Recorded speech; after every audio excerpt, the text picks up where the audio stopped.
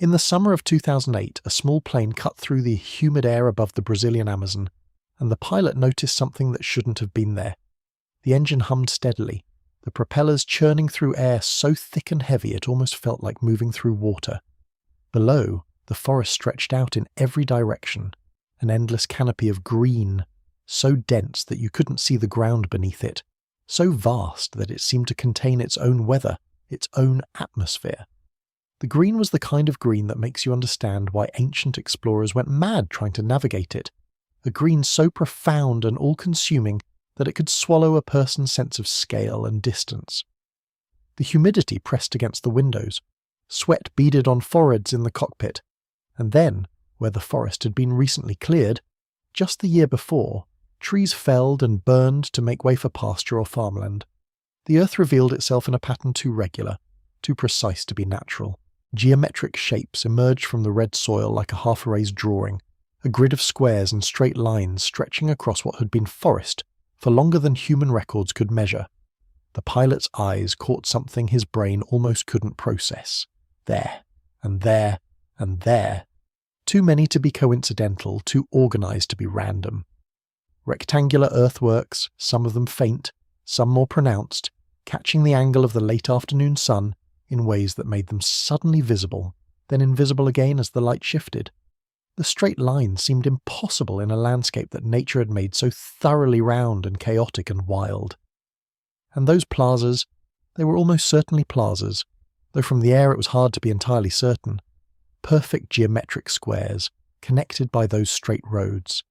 He noted the coordinates, mentioned it in a report that probably got filed away somewhere in some government office, and few people thought much about it at the time. After all, the Amazon was enormous, and what was one strange patch of earth compared to 5.5 million square kilometres of green? The discovery would have been forgotten, just another anomaly in a landscape full of anomalies, except for one crucial fact. That same pattern, those same geometric shapes, were about to be found again and again and again, across thousands and thousands of square kilometres, once people finally knew to look. But what that pilot had seen, those rectangular earthworks, those straight roads, those geometric plazas, was the ghost of something that had lived and died centuries before Columbus ever set sail. It was evidence of a civilization so vast, so deliberately erased by time and regrowth, that we didn't truly understand what we had lost until just a few years ago, when technology finally caught up to history's best-kept secret. This is the story of how we discovered that the rainforest was never as wild and untouched as we believed, and how that discovery is forcing us to rewrite everything we thought we knew about the Americas before European contact. It's a story that asks us to question what we think we know about wilderness, about civilization, about the capacity of human beings to shape the landscape they inhabit. And in many ways, it's a story that raises more questions than it answers. For hundreds of years, the dominant narrative has been relatively straightforward. The Amazon was a pristine wilderness, barely touched by human hands, home only to scattered tribes of nomadic hunter-gatherers struggling to survive in an impossibly hostile environment. Jaguars and anacondas and tropical disease made it a place where civilization could never truly take root. The dense jungle swallowed everything. Resources were too dispersed. The wet season brought floods. The terrain made it impossible to build anything permanent. And so, the story went, the great civilizations of the Americas, the Aztecs, the Mayans, the Incas, arose and flourished elsewhere in drier, more manageable lands. The Amazon remained wild because it had always been wild, or at least that's what we told ourselves. It was natural and untouched, a place where humans had never managed to establish themselves in any significant way, and perhaps they never could. How could you build a city in a place where the rain came down in sheets, where the humidity reached 95% or more, where every breath felt like drowning? How could you maintain control over a territory when the forest was actively working against you, when disease-carrying insects thrived in the heat, when visibility extended only as far as your arm could reach through the foliage? This version of history was so accepted, so completely woven into our understanding of the pre-Columbian Americas, that few scientists bothered to question it seriously. They didn't need to question it. The Amazon was simply too vast, too green, too alive with its own agenda to be imagined as a human landscape. You could spend a lifetime studying ancient American civilizations and never think to look very carefully at what might have been hidden beneath those miles and miles of jungle canopy. And here's the thing that's important to understand as we settle into this story. You couldn't have found these civilizations even if you'd wanted to. Not with the tools we had. You could walk through the ruins of an ancient city in the rainforest and never recognize it as a city at all. The forest would have reclaimed it so completely that it would look like nothing more than uneven terrain, like the natural rise and fall of the earth. A mound that might have once been a pyramid would blend seamlessly with the surrounding topography. A plaza would appear as just another clearing. The road would be just a depression in the ground where the soil had been compressed centuries ago, barely visible beneath the tangle of roots and fallen trees, and the jungle would not stand still. Every year more vines would creep back, more seeds would germinate, more life would reclaim what had once been shaped and ordered space. Within just a generation or two, the greatest city would become indistinguishable from the surrounding forest. The jungle has an almost supernatural patience. But then something changed. In the early 2000s, a technology that had been developed for military purposes and then adapted for mapping began to reveal what had been hidden for centuries. LiDAR, light detection and ranging, works by sending out thousands of laser pulses from an aircraft and measuring how long they take to bounce back to their source. Picture this: a small plane flying low over the Amazon, pulsing out tens of thousands of invisible laser beams every second, creating a constant conversation between the aircraft and the earth below. When those pulses hit the canopy of a rainforest, most bounce back quickly. They hit the leaves and branches and return immediately. But some penetrate through the gaps, through the spaces between the leaves, through the layered architecture of the forest crown. They continue downward, passing through the understory, slipping past smaller plants and vines, and when they finally hit the ground below, they bounce back too. And in that difference, in the subtle variations of bounce-back time, measured in billionths of a second, lies a complete picture of what's underneath. A map of the Earth traced by light itself, so detailed that you can see individual features.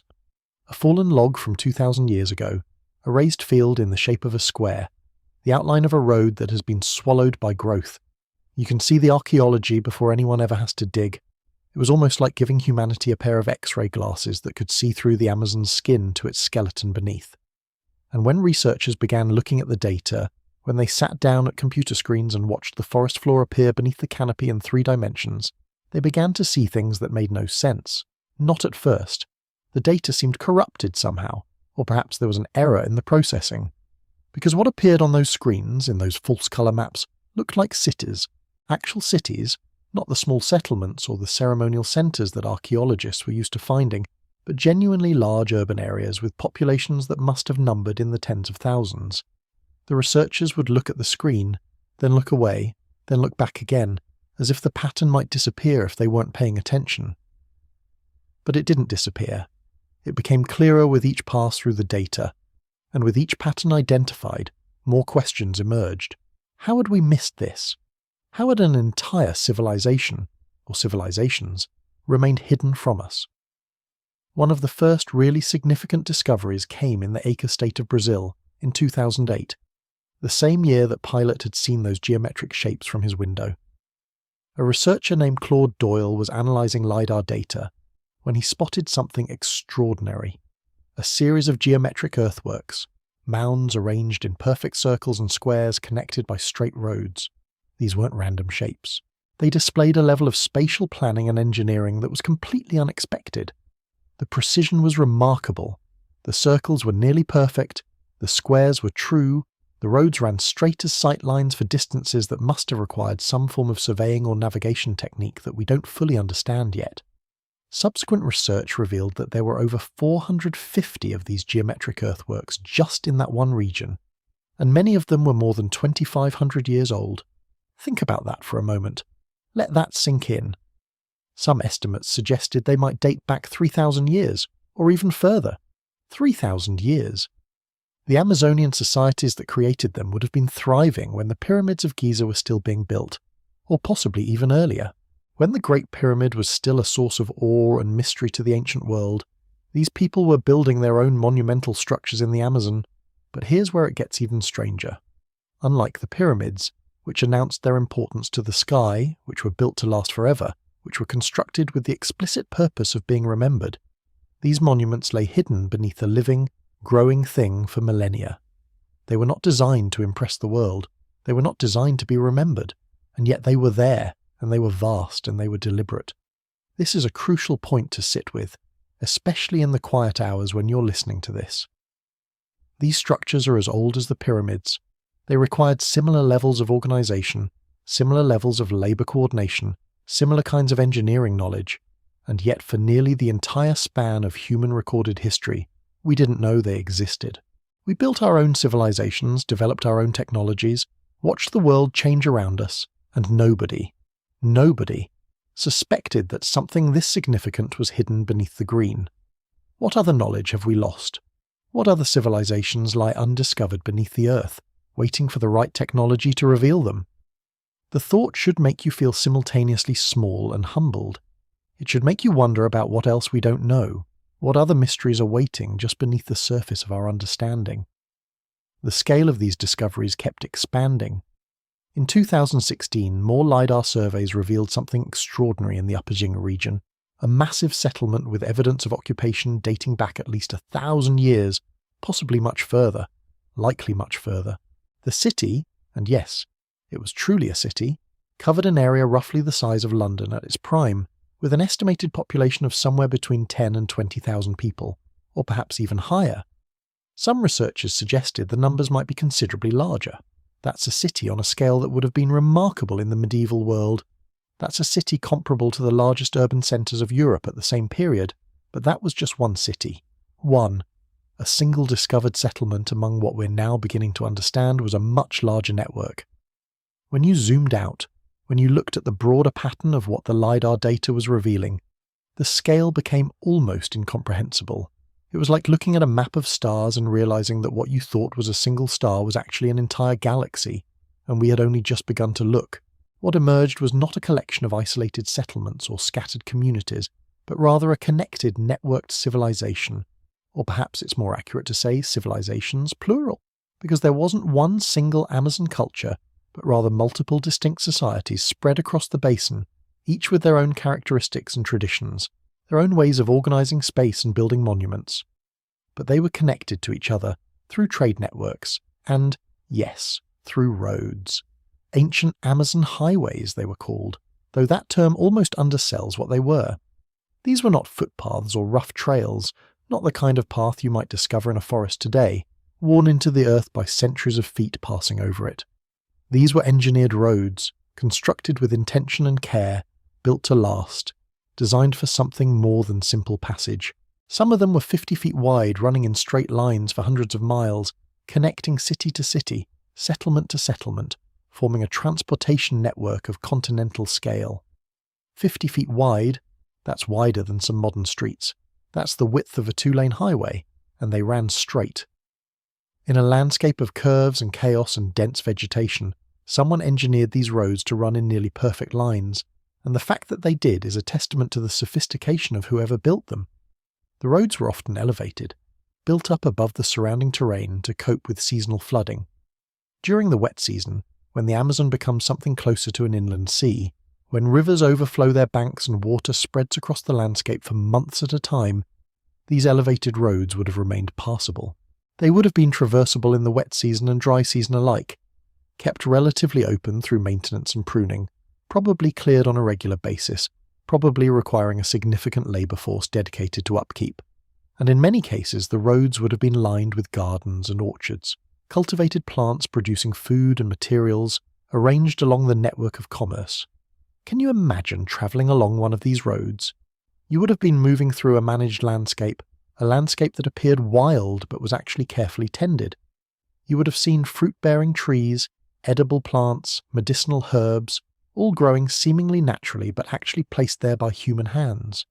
You would have passed settlements, perhaps stopped at way stations. Other travellers would have been on the road with you, merchants carrying goods, people moving between cities, the constant traffic of a functioning civilization. When you stand in the Amazon today and you see those roads, if you can see them, because they're subtle when you're at ground level, mostly invisible to someone hiking through the rainforest, you can hardly believe they're there. The forest has reclaimed them so thoroughly that only a trained eye, or LiDAR, can detect them. But from above, Through LiDAR, they become obvious. You can see the depression of the road, the way the soil sits differently than the surrounding terrain, the way vegetation grows slightly differently because the soil has been compacted and modified. Not all of them are the same age. Some appear to be ancient, predating the Common Era, perhaps stretching back 1,000 years or more. Others were built more recently, though recently still means hundreds or thousands of years ago, and they all serve to connect a landscape that we once thought of as untamed into something much closer to what it actually was. A landscape that had been deliberately shaped and engineered by human hands. A landscape that bore the fingerprints of civilization. And then there are the gardens. This is where the story becomes even stranger, because it turns out that what we saw when we flew over the Amazon, what we thought was pristine rainforest, undisturbed by human influence the way nature intended, might actually be a garden too, just a much larger and subtler one. There's growing evidence that the people who lived in the Amazon, the people who built those cities and those roads, also deliberately managed the forest itself. They planted certain species in greater concentration. They used low-intensity fires to clear the understory and reduce the risk of catastrophic wildfires, the kind that might destroy a wooden city. They arranged trees and plants in ways that benefited them, providing nuts, fruits, rubber, medicines, while maintaining the appearance of a natural forest. The forest would have looked natural because it was natural, but it was also shaped. The balance of species would have been different from what it would have been without human intervention. The distribution of useful plants would have been concentrated along routes and near settlements, and if this is true, if the research being done now supports this hypothesis, then what we've been calling untouched wilderness for 500 years might actually be a carefully tended garden, maintained not by the people who created it, but by the ecological systems they set in motion centuries or even millennia ago, the forest managing itself according to principles established in the deep past. And that's a beautiful and sobering thought, isn't it? That this vast, overwhelming, seemingly untamed landscape might be the descendant of human intention, the legacy of a civilization that disappeared. The implications are staggering. The conventional story, the one that's been taught in schools, the one that's shaped how we think about the Americas and about human potential, needs to be fundamentally revised. We were taught that the Americas before Columbus was sparsely populated, that the continent was mostly empty, that the great civilizations were exceptions rising from the wilderness. We were taught that Europeans came to an underdeveloped world and began to develop it.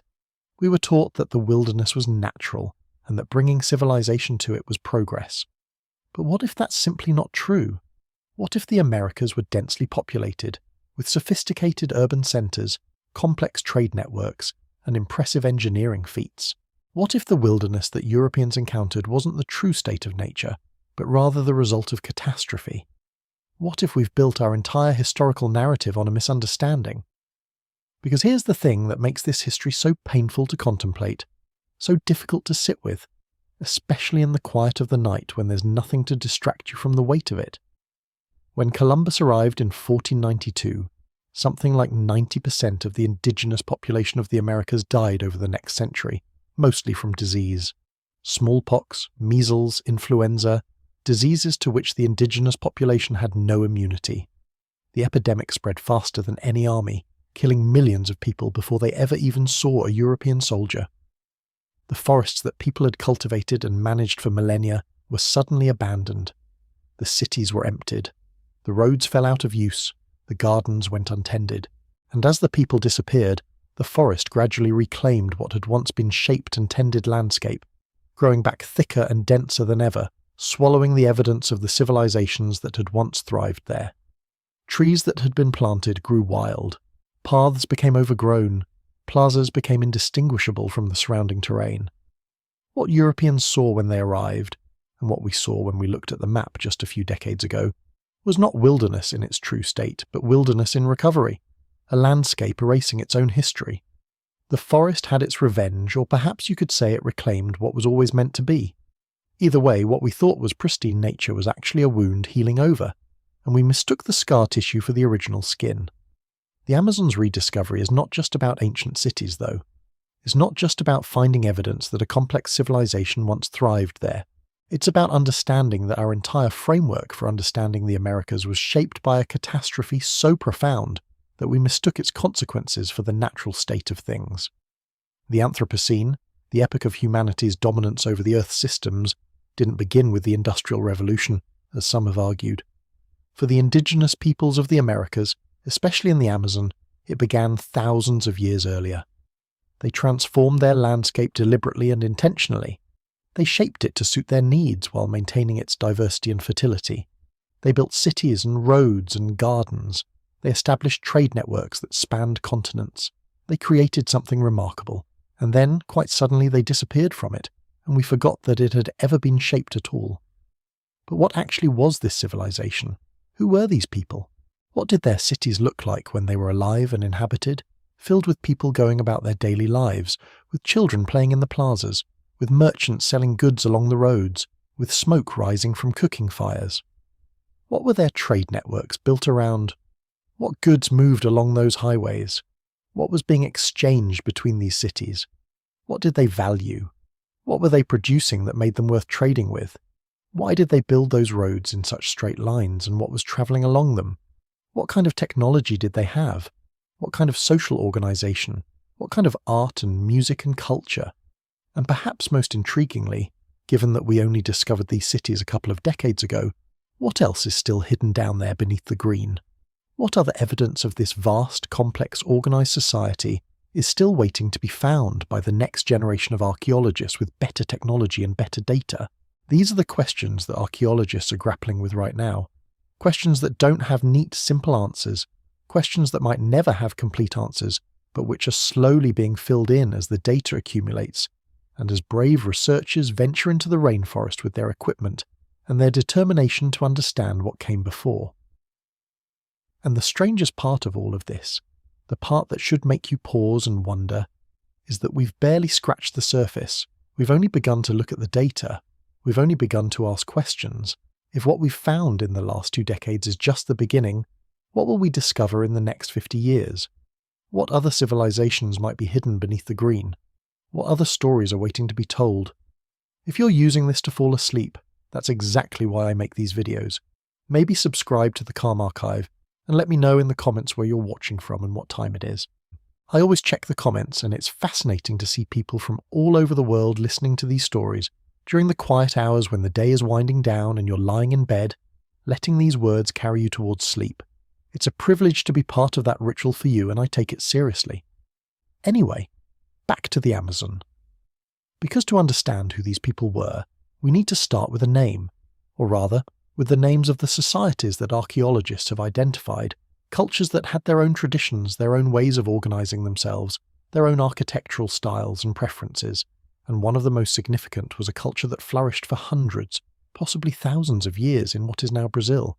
They were not the Inca, they were not the Aztec, they were not any civilization that made it into the history books that Columbus would have read, or that we read in school, but their story is no less remarkable, and in some ways it's even more surprising, because it speaks to human ingenuity and human possibility in a place that we've long thought of as fundamentally hostile to human civilization. And that's where we're going to begin, with the people themselves, with the evidence of their daily lives that archaeologists are now uncovering in the data, the artifacts, and the Earth itself. To understand what LiDAR had just revealed, we need to step back and understand the Amazon itself. This isn't simply a forest, it's a world unto itself, a living, breathing entity so vast and complex that human language struggles to contain it. The Amazon rainforest stretches across nearly 5.5 million square kilometres, making it larger than all of Western Europe combined. If you tried to walk across it in a straight line through the dense undergrowth and tangled vines, it would take you months. Even then, you would likely become hopelessly lost. The forest extends across 9 countries, but Brazil contains about 60% of this vast green expanse. And woven through this incomprehensible landscape is the Amazon River, not just a river, but perhaps the most powerful water system on the planet. The river discharges more water into the ocean than the next 7 largest rivers combined. Some days during the rainy season, it releases so much water that it pushes fresh water into the Atlantic Ocean for more than 100 miles beyond the mouth of the river, turning the salt water itself into something brackish and strange. It is, quite simply, beyond the scale of human comprehension. Imagine standing on the bank of the Amazon during the wet season. The humidity wraps around you like a living thing, so thick that every breath feels like you're drinking the air. The temperature hovers near 85 degrees Fahrenheit even in the afternoon, and the feeling of moisture never leaves your skin. It clings to you, saturates your clothes, makes the very distinction between your body and the environment around you seem to blur. Above you, the canopy rises like the ceiling of some vast cathedral, forming a green roof so dense that the sky becomes merely a rumour, a distant blue barely visible through the layers of leaves.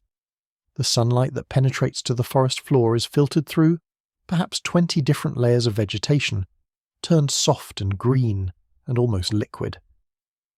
It pools on the ground in shafts, creating small islands of illumination in a world that is mostly shadowed. The sounds surround you in a way that is almost overwhelming. There are birds, thousands of them, each with distinctive calls that overlap in a constant symphony. There are monkeys in the canopy above, shouting to each other. There are insects creating a droning background noise so constant that after a while your ears seem to tune it out, only to snap back to awareness when you consciously listen. The river itself makes sounds, the rush of water, the slap of fish breaking the surface, the creak of submerged wood shifting with the current. And beneath it all, there is the sound of life itself, the quiet rustle of creatures moving through the darkness, feeding, hunting, living out their existence in a realm that has never known the touch of human civilization. At least that's what we told ourselves for centuries.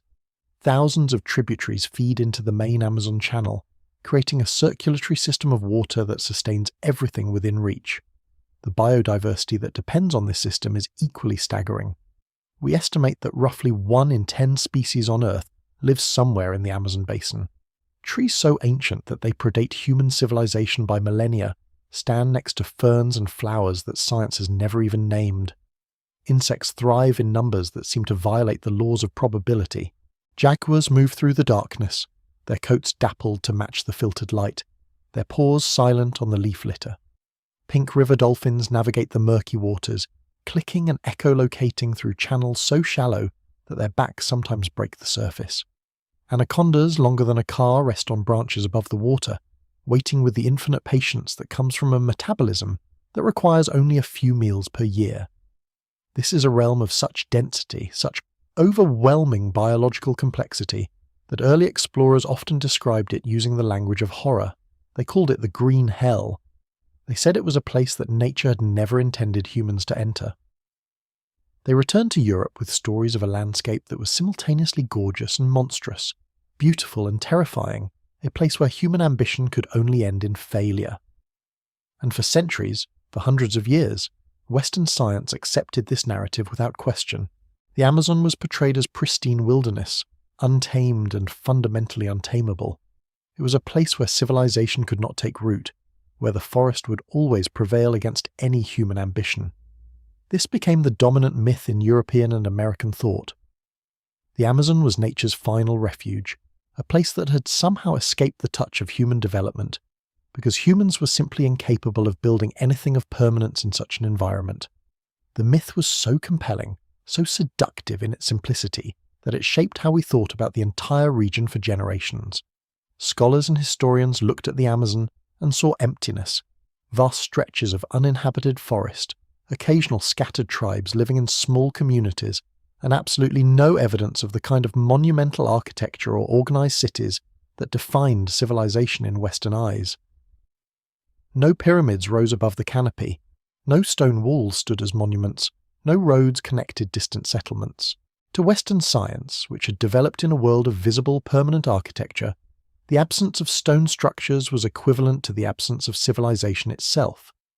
This myth was so powerful that it shaped exploration, settlement, and policy for centuries. When European powers colonized South America, they largely avoided the interior of the Amazon. They built their cities on the coasts, in the temperate zones where European agriculture could flourish, and European diseases spread rapidly. The interior remained mostly unknown to the outside world. A place of mystery and danger, yes, but also a place of indifference. If no great civilizations had ever existed there, what was the point in looking? What treasures could possibly be found in a forest that had never known human organization? But there was one man who said something different. In 1542, a Spanish conquistador named Francisco de Orellana led an expedition down a major river system in the interior of South America. This river would later become known as the Amazon, though Orellana himself never explored its full length. His voyage lasted only about 8 months, and he travelled downstream with the current. He wasn't building a comprehensive map or conducting a systematic survey. What matters is what he claimed to have seen along the banks of that river. The question is whether we believed him. According to Orellana's accounts, and the records kept by the friars who travelled with him, the riverbanks were not empty, they were crowded. He reported seeing enormous settlements with houses and temples. He described the residents as peaceful and numerous, and he suggested that some of these settlements might contain hundreds of thousands of people. He spoke of cities that rivaled the grandest settlements of Europe in their complexity and organisation. The accounts are detailed and specific. He described agricultural lands stretching back from the riverbank, floating gardens where crops grew in carefully tended plots, roads that cut into the interior of the forest, and a social structure that seemed remarkably sophisticated. He wrote of warriors and nobles, of organised trade networks, of communities working together to manage their environment. He saw temples made of stone and wood and public plazas where people gathered. Imagine the moment when these accounts reached Spain. Imagine a conquistador returning from the interior of South America with tales of a civilization as grand as anything in Europe, hidden deep within the jungle. The Spanish court would have listened with intense interest, for the age of exploration was fundamentally driven by the search for wealth, for gold, for power. If such a civilization existed, surely it was worth finding again. Surely wealth and glory awaited anyone who could relocate these lost cities and claim them for Spain. But there was a problem. Nobody could verify what Orellana had seen. Later explorers who travelled the same rivers found nothing to support his claims. They saw scattered tribes, small villages, no grand cities, no temples of organised societies. The river that Orellana had navigated with such wonder appeared to be the domain of scattered peoples living in small communities, entirely consistent with the pristine wilderness theory. Orellana's accounts were relegated to the realm of fantasy. Historians dismissed them. They called him a liar, or suggested that he had misinterpreted what he saw, that fever or desperation had clouded his judgment. They suggested that he had heard second-hand reports and exaggerated them into grandiose tales, the kind of tall stories that explorers are famous for spinning when they return home. They questioned his observations in ways that were both reasonable and utterly dismissive. How could he possibly have seen what he claimed? How could such a sophisticated civilization have vanished so completely? For 400 years, the name Francisco de Orellana was associated not with discovery, but with delusion. History books mentioned him only to illustrate how explorers' accounts must be taken with extreme skepticism. His reputation became a cautionary tale about the dangers of believing fantastical claims. Teachers pointed to him as an example of how explorers' biases and desires could lead them to see things that weren't really there. And the myth of the pristine Amazon remained intact.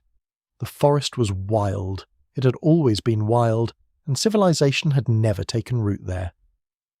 The forest itself became a character in a story about untamed nature, a place that remained forever beyond the reach of human organization and control. Orellana remained a historical footnote, a footnote beneath the footnote, a question mark attached to a lost river, an embarrassment to the historical record, and as centuries passed, fewer and fewer people even remembered his name. But then LiDAR came along, and suddenly Orellana's accounts didn't seem quite so fantastical anymore. In fact, they started to seem remarkably accurate. And the question shifted from, was Orellana lying, to something far more disturbing. What happened? What happened between Orellana's voyage in 1542 and the later expeditions that found almost nothing? What could erase entire civilizations so completely that later explorers couldn't find a trace of them? This is the question that changes everything. The answer, sadly, is one of the most devastating events in human history. An event that happened almost entirely in secret, out of sight, with no grand battles or dramatic moments to mark it. The answer is disease. In the century following Columbus's arrival in the Americas in 1492, European diseases, measles, smallpox, influenza, typhus, swept through the indigenous populations of the New World. These weren't just illnesses, they were biological catastrophes of a magnitude almost impossible to comprehend. The diseases were catastrophic because the indigenous peoples had no evolutionary resistance to them. They had been isolated from the old world for thousands of years, cut off by oceans that might as well have been made of solid stone. Their immune systems had never encountered these particular pathogens. They had never developed antibodies. They had never built up resistance. When smallpox arrived, it was like a plague sent by gods, and in some ways the indigenous peoples experienced it that way. Entire communities would sicken at the same time. The weak would die quickly, but so would the strong. Children would die alongside elders. Entire families would succumb within days of each other. The mortality rate was staggering, far higher than anything Europeans experienced when they encountered these same diseases. Historians estimate that somewhere between 90 and 95% of the indigenous population of the Americas died in the centuries following first contact. 90 to 95%. Think about that number for a moment. Really let it settle into your mind. If a city had 1 million inhabitants and 90% died, there would be only 100,000 people left. But if 95% died, only 50,000 would remain. But these deaths didn't happen all at once. They happened gradually, sweeping through populations over decades and centuries in waves. A city of 1 million would shrink to 500,000, and the disease would seem to have passed. Trade would resume. Communities would begin to rebuild. But then another wave would come. Another ship would arrive carrying a different disease. The city would shrink to 200,000, then to 50,000, then to 10,000. And by the time it had shrunk enough to become invisible to European explorers, to become indistinguishable from the natural forest, the people who had built it were almost entirely gone. And here's the deeply strange part. The diseases often spread faster than the explorers themselves. Indigenous trade networks and human contact meant that disease raced ahead of European colonists, arriving in communities weeks or months before any white face was ever seen. People would become sick with a disease they didn't understand, caused by an enemy they couldn't see, brought by travellers from other communities. Some indigenous peoples were killed by European diseases without ever meeting a European. The disease itself was the invisible conquistador. Orellana had arrived at a specific moment in time. He had come through the Amazon in 1542, less than 50 years after Columbus had reached the Americas, but already the wave of disease was beginning to spread. It's possible that Orellana didn't see the worst of it, that some of the settlements he encountered were already in decline, already losing population to smallpox or other diseases. By the time subsequent explorers came through, decades later, the pandemic had done its work. The great settlements were empty, the cities had been abandoned, the monuments were beginning to be reclaimed by the forest. Within a few centuries, there would be almost no trace that the cities had ever existed. The forest would erase them. The jungle, once managed and tended, would become truly wild. Trees would grow over roads. Vines would cover buildings. The carefully engineered landscapes would return to seeming wilderness. Nature would win in the end, or rather nature would reclaim what had always been its domain, but only after the people who had shaped and managed it were gone. And this is where the story gets truly fascinating, because what if Orellana was right? What if the cities were real? What if the settlements that he described actually existed, and what he was witnessing was not a land of thriving civilization, but a land already in the midst of catastrophic collapse? What if he arrived at the exact moment when the pandemic was beginning its work of devastation? What if he was looking at a civilization that was dying all around him, though perhaps he didn't fully understand what he was witnessing? This reframes everything. Orellana wasn't a liar. He was a witness to a world that was dying. The later explorers weren't proving that Orellana was wrong. They were exploring the aftermath. They were walking through a civilizational graveyard and calling it pristine wilderness, because they didn't recognize it as such. They were looking at abandoned cities and seeing only forest. They were missing the geometry of human intention that was still faintly visible, if only they had known how to look for it. The implications of this theory are profound and deeply unsettling. If Orellana was right, then there must have been substantial, organized civilizations in the Amazon. Not just scattered villages, but genuine cities with populations in the hundreds of thousands. These would have been civilizations comparable in scale and complexity to those that emerged in Mesoamerica or the Andes, cities as large as London or Rome, populations as dense as any European city. Yet we had almost completely forgotten they ever existed. The forest had reclaimed them so thoroughly that no stones remained to mark their passing. No pyramids rose above the canopy, No walls stood as monuments to their builders.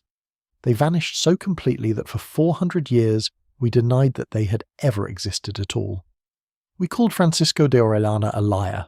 We built an entire historical narrative around the idea that the Amazon had never known civilization, and that narrative was so seductive, so complete, that almost no one questioned it.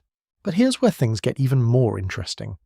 The question about what happened to these civilizations, whether disease alone explains their disappearance, whether there were other factors at play, whether warfare or environmental change contributed to their decline, became almost academic once LiDAR started showing us the evidence. Because it turned out that the Amazon wasn't just a place where civilizations had once lived. It was a place that had been shaped by human hands on a scale almost impossible to imagine. The entire forest itself, the very ecosystem that we thought was pristine and untouched, had been fundamentally engineered by the people who lived there. There's a term that scientists now use to describe this: anthrosol. An anthrosol is a soil that has been heavily modified by human activity over centuries or millennia.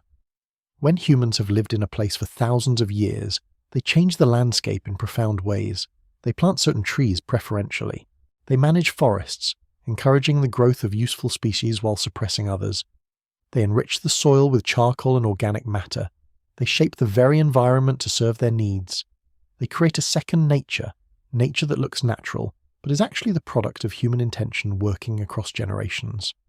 For centuries, Western science assumed the Amazon soil was simply natural, a virgin landscape that had remained largely untouched by human hands, the product of millions of years of rainforest ecology. But when soil scientists began studying the terra preta, the dark earth that covers vast sections of the Amazon, they realized something extraordinary. This dark earth was not natural. It had been created by humans.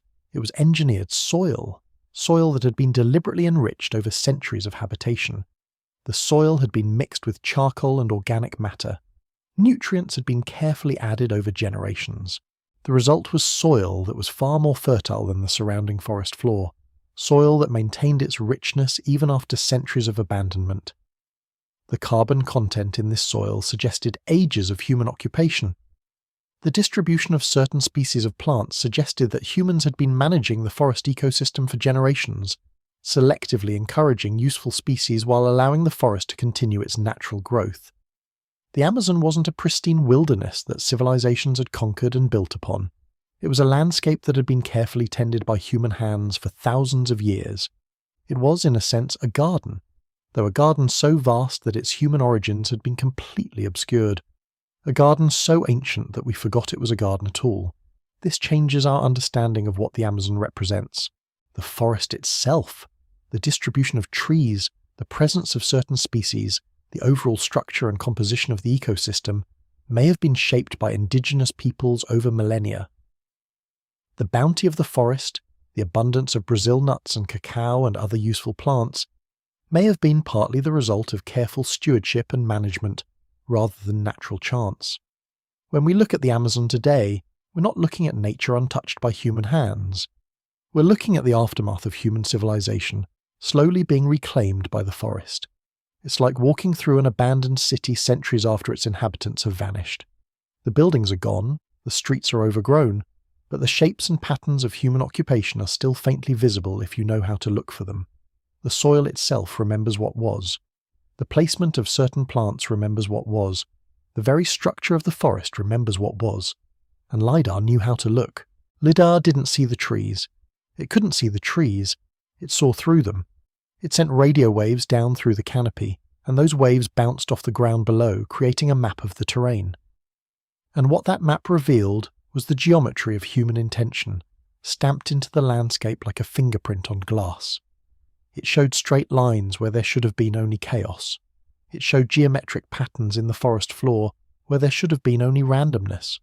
It showed evidence of human engineering on a scale that had been completely invisible to earlier explorers walking through the jungle with their eyes on the canopy. By the time scientists began systematically using LiDAR to survey the Amazon in the 2000s, they weren't looking for cities. They were searching for something else entirely: archaeological evidence of past occupation, the kinds of subtle features that might indicate human activity in a forested landscape. What they found instead was something that defied their initial assumptions. There were geometric earthworks, mounds arranged in patterns that couldn't possibly be natural. There were roads, straight roads cutting through the jungle with a deliberateness that only human engineering could explain. There were residential areas, plaza areas, the kind of infrastructure that only a complex society could build and maintain. And there were hundreds of them, not dozens, hundreds of sites scattered across an area of the Amazon that covered tens of thousands of square kilometers. And the more carefully scientists looked, the more they found. New surveys seemed to reveal sites that had been missed by previous researchers. Old data was reanalyzed and new features were discovered. It became clear that what they were dealing with wasn't a handful of archaeological sites. They were dealing with the traces of a vast, interconnected network of settlements. And this network suggested a population that might have numbered in the millions. The estimates kept growing as more data was collected. What had seemed like a quiet corner of ancient history was revealing itself to be something far more dramatic. This was the shock that LiDAR had delivered. Not just the discovery of ancient cities, but the realization that the Amazon had once been home to one of the most sophisticated civilizations in the ancient world. And we had forgotten about it almost completely. We had actively denied that it existed. We had dismissed the one explorer who had seen it as a liar. We had built an entire historical and scientific narrative around the idea that the Amazon was pristine and untouched. And that narrative had blinded us to the evidence that had been waiting, hidden under the canopy, for over 500 years. But the strangest part hadn't been discovered yet. As archaeologists began to focus on these sites, as they began to excavate and study them more carefully, they realized that the pattern of settlement revealed something even more intriguing. There were hints of something that looked like a highway system. Not roads, but highways. Not simple paths through the forest, but engineered routes that connected settlements across vast distances. And these highways suggested something remarkable. They suggested that whoever had built them had been thinking on a continental scale. They had been moving goods, people, and ideas across the Amazon, binding together settlements that were hundreds of kilometers apart. They had been creating something that looked, to all intents and purposes, like a single civilization, a unified culture stretching across much of South America's interior. And when archaeologists began to date these highways, when they began to understand when they had been built and how they had been used, the implications became staggering. Because the evidence suggested that these highways were not the creation of a single moment or a single dynasty. They had been built, expanded, and maintained over centuries. They represented a sustained effort to connect the Amazon settlements into a cohesive whole. They represented something more than temporary settlements or seasonal camps. They represented civilization on a scale and of a sophistication that fundamentally challenged everything we thought we knew about pre-Columbian South America. And this was only the beginning of what the forest still held hidden. The myth of pristine wilderness would begin to crumble in the early 2000s, when an archaeologist named Michael Heckenberger arrived in the Upper Chinga region of Brazil with a question that would reshape our understanding of the Amazon forever. He wasn't there to uncover pottery shards or dig small trenches. He was there to investigate something that had been hiding in plain sight for centuries, something so vast that it had been invisible, camouflaged by the very forest that had grown over it. What Heckenberger and his team would discover over the following years would be nothing short of revolutionary. Buried beneath the canopy, beneath layers of soil and vegetation, was evidence of one of the largest pre-Columbian settlements ever found in the Amazon. Not just one settlement, dozens of them, hundreds perhaps, all connected by an engineering feat that modern people had deemed impossible in this environment. The site was called Kukugu, and what made it extraordinary wasn't just that it existed, it was how it was built. Imagine standing on the edge of a massive circular plaza, perfectly round, carved into the jungle floor. The plaza stretches before you in the humid morning light, the earth dark and well-packed, designed with such precision that you could measure it with modern surveying equipment and find it mathematically sound. Around this central plaza, arranged in deliberate patterns, stood the homes of thousands of people, not scattered haphazardly through the forest, but organized, intentional, planned. From these central plazas, roads stretched outward in perfectly straight lines, not forest trails worn smooth by foot traffic over generations. Roads, engineered roads, 30 to 50 meters wide, wider than many modern highways. Imagine a road carved through the Amazon jungle that is as wide as a 50-meter stretch of open space, You could fit 6 lanes of modern traffic through here with room to spare. These roads were so straight that they seemed to ignore the terrain itself, extending for kilometres through the forest, connecting settlement to settlement in an enormous network that spanned the region. The precision was staggering. The scale was almost incomprehensible. This wasn't the work of a society that had only recently learned to clear land. This was the work of people who understood engineering, people who understood infrastructure, people who were thinking in terms of systems. The settlements themselves were arranged in what archaeologists would describe as a galactic cluster pattern, a term borrowed from astronomy to describe how these communities organized themselves across the landscape. At the center of each cluster stood a major settlement, a kind of capital. Around this central town, like planets orbiting a star, were smaller satellite villages. Each major cluster contained between 2,000 and 5,000 people. And this wasn't just one cluster hidden somewhere in the Amazon. Heckenberger's team would eventually identify multiple clusters, each one separated from the next, each one connected by those extraordinary roads. If you mapped them out, you would see a sophisticated civilization stretched across hundreds of kilometers of rainforest, connected by infrastructure, organized by hierarchy, built by people who understood how to transform their environment on a massive scale. The earthworks that defined these settlements were extraordinary in their scope. Beyond the roads and plazas, there were defensive ditches, some of them up to 6 meters deep, designed to protect the settlements from conflict. There were bridges, carefully constructed to span the waterways and streams that cut through the forest. There were what appeared to be specialized areas, places that might have been used for ceremonies or trade. There were mounds and ridges and raised platforms, all indicating a level of intentional landscape modification that went far beyond simple habitation. Every element served a purpose. Every surface had been shaped by human hands and human planning. The scale of earth movement required to create these sites was staggering. Millions of cubic meters of soil had been moved. Millions. We're talking about an amount of dirt comparable to what the ancient Egyptians moved to build the pyramids. Except the people who built Kuikugu and its sister sites didn't have wheeled vehicles. They didn't have horses or oxen. They didn't have metal tools. They had human hands, stone tools, and an organizational system so effective that they could coordinate massive labor forces across decades, perhaps centuries. They could move Earth on a scale that would make their equivalent contemporary civilizations in Europe look modest by comparison. Pause here and let yourself imagine it.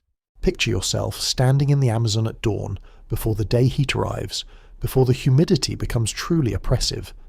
The air is thick around you, heavy with moisture, carrying the smell of earth and vegetation and decay and growth all at once. The birds are singing, hundreds of them, thousands maybe, their calls layered over each other like a symphony that's been playing since before human beings learned to build. Around you, the forest rises up, green and endless, but here, in this space, humans have carved something different. You're standing in one of those massive circular plazas, 300 meters across, perfectly round, the ground beneath your feet packed and smooth. Above you, the canopy filters the sunlight into a soft, diffused glow. The air moves just barely, carrying the sounds of distant water, of insects, of life in all its endless forms. There's a sense of permanence here, even though you know the forest is always trying to reclaim what humans have made. There's a sense of order, of purpose. This was a place where people lived, where they gathered, where they built something that lasted centuries. And all around you, disappearing into the trees in straight lines as far as you can see, those roads extend outward, connecting you to something larger. Somewhere out there, beyond the next stretch of forest, there's another settlement, another plaza, another community, and you are part of something vast. But the roads weren't even the most impressive part of what these people had engineered. Because if you walked those roads, if you ventured deeper into the excavated sites, the archaeologists would show you something else, something that had puzzled scientists for over a century. Beneath the forest floor throughout the Kuikugu settlements, and across an enormous stretch of the Amazon basin, there lay a layer of dark soil. Not the light, sandy, nutrient-poor soil that typically characterizes tropical rainforest earth. This was different. This was almost black, rich, fertile, teeming with life. The local people had known about this soil for generations. They called it terra preta, black earth. For decades, scientists had assumed that this dark soil was simply the natural result of long occupation, the accumulation of refuse and decaying matter from thousands of years of human habitation. But as they began to study it more carefully, as they analysed its chemical composition and examined its structure, a more remarkable truth emerged. Terra Preta wasn't an accident. It was engineered. It was created deliberately, using a sophisticated understanding of soil chemistry that modern scientists are still working to fully understand. The ancient Amazon peoples had developed a method for transforming the naturally poor jungle soil into incredibly fertile earth. Here's how they did it. They took charcoal, finely crushed pieces of charred wood, created in controlled burns or from cooking fires. They mixed this charcoal with bone fragments, ground pottery, and various forms of organic waste. They took the products of their civilization, the broken tools, the discarded food, the remnants of their daily life, and they intentionally incorporated them into the soil. Then they mixed in microorganisms, fungi, and other biological materials that could help transform this mixture into living soil. The result was Terra Preta, dark earth, fertile earth that could support abundant agriculture in an environment where agriculture had always been difficult. And here's the truly remarkable part. Terra Preta remains fertile today. More than 2,500 years later, long after the civilizations that created it have disappeared, the soil still works. Modern farmers in the Amazon region know which areas have Terra Preta beneath them, because those areas still produce better crops than the surrounding land. Scientists have tried to replicate Terra Preta in laboratories and on test farms. Despite their modern understanding of chemistry, despite their advanced equipment and their ability to measure and analyze every element precisely, they cannot fully recreate what the ancient people created. They can make something similar, but it's not quite the same. There's something in the ancient Terra Preta that we still don't completely understand. Some combination of factors, some balance of organisms and minerals and structure that the original creators achieved through a blend of experimentation, observation, and accumulated knowledge. Think about what this means. The Amazon peoples had identified a problem, soil infertility, and they had engineered a solution that was so effective, so stable, that it still works thousands of years later. Modern scientists, with all of our resources, all of our knowledge, all of our technology, are still working to fully understand how they did it. This wasn't a simple innovation.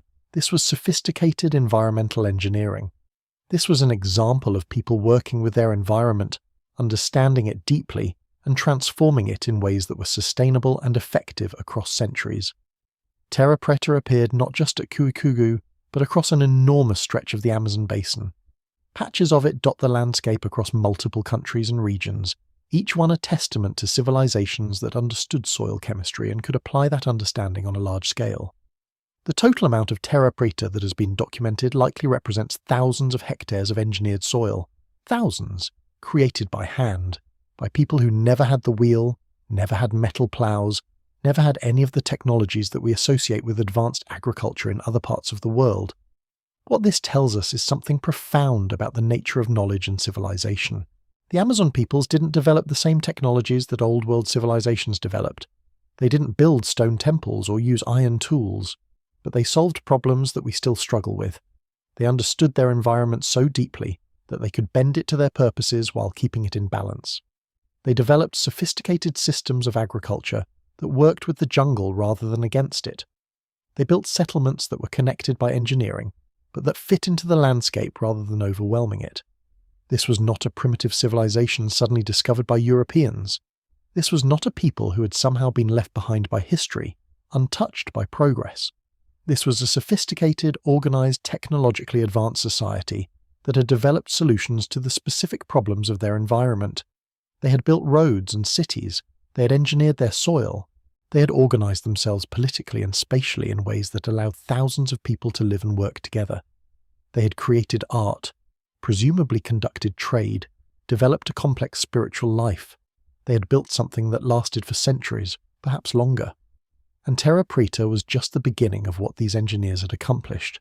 Because as researchers dug deeper into the sites, as they examined the remains more carefully, more layers of sophistication began to emerge. The Amazon peoples hadn't just transformed the soil, they had transformed the entire landscape through a practice called forest management. They hadn't simply lived in the Amazon, They had actively shaped it, directing its growth, encouraging the proliferation of useful plants, creating a kind of managed garden that stretched across hundreds of kilometres. Fruit trees weren't randomly scattered through the forest. They appeared in concentrations that suggested intentional planting and management. Crops were grown in sophisticated systems that modern researchers are only beginning to document. The forest itself, that vast green wilderness that we had assumed was untouched, was actually the creation of these ancient people. They hadn't cleared it and filled it with plantations. They had cultivated it, shaped it, managed it, so carefully that later observers couldn't see the hand of human management at all. The implications of this realization were enormous. For centuries we had looked at the Amazon and had seen wilderness. Now we knew that what we were looking at was a landscape that had been shaped by millions of people over thousands of years. The apparent emptiness that the early European explorers had witnessed wasn't because the people were gone and the forest was reclaiming pristine nature.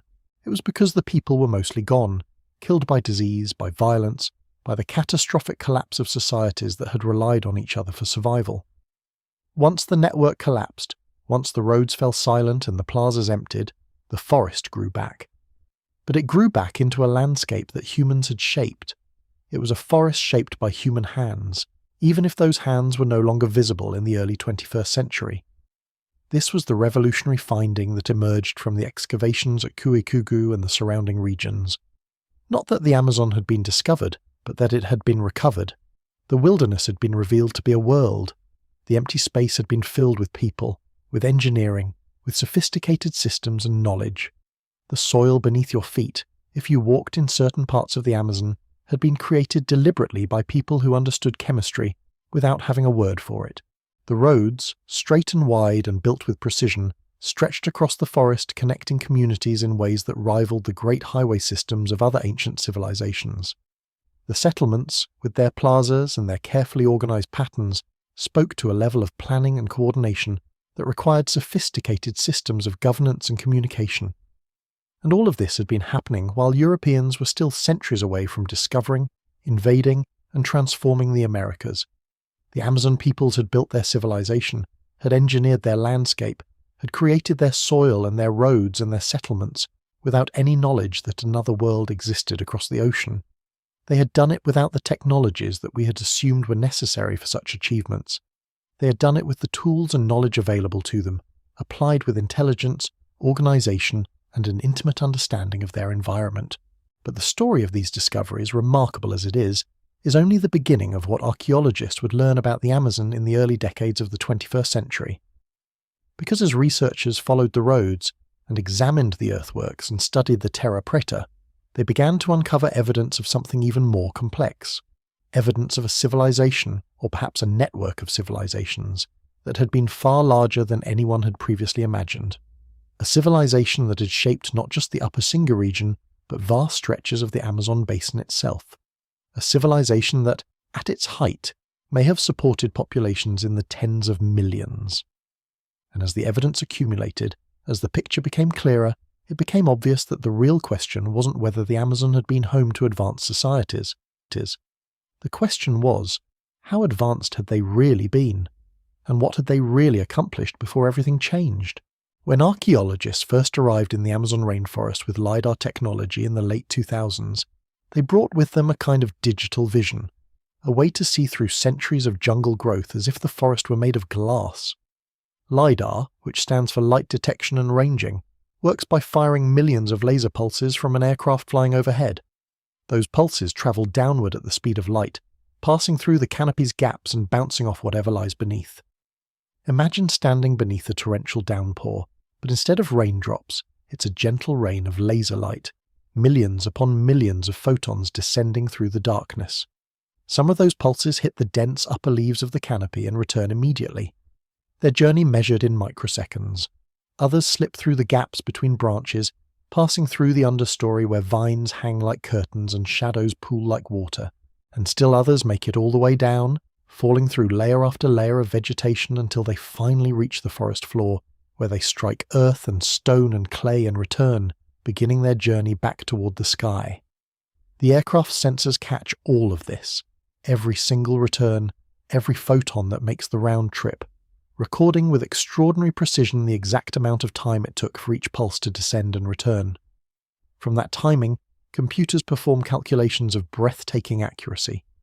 They measure the distance each photon travelled, building up a three-dimensional map of the entire landscape.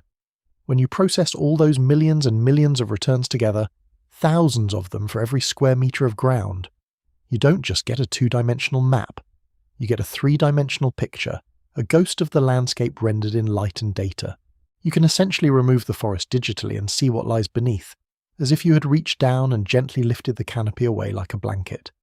It's like holding the Amazon in your hands and carefully peeling away layer after layer of vegetation, revealing the hidden shapes beneath. And as you do, the architecture of entire civilizations begins to emerge from beneath the green. For decades, archaeologists had walked through the Amazon with machetes and measuring tapes, documenting ruins site by site, piece by piece. It was slow, painstaking work, the kind of labour that tested both body and spirit. A team might spend months in the jungle, fighting insects and heat and humidity, to map a single small ceremonial centre. And when they were done, they would have learned about one location. They would know about that one settlement, those specific structures. But the bigger picture remained invisible. They could see the trees, but not the forest. They could see individual sites, but not the vast systems of which those sites were a part. It was like trying to understand a city by looking at one street corner, one building, one square block at a time. The work revealed fragments, genuine fragments of the past, but fragments nonetheless. But LiDAR promised something entirely different. It promised to show you everything at once, to take years of work and compress it into the time it takes an airplane to fly across a region.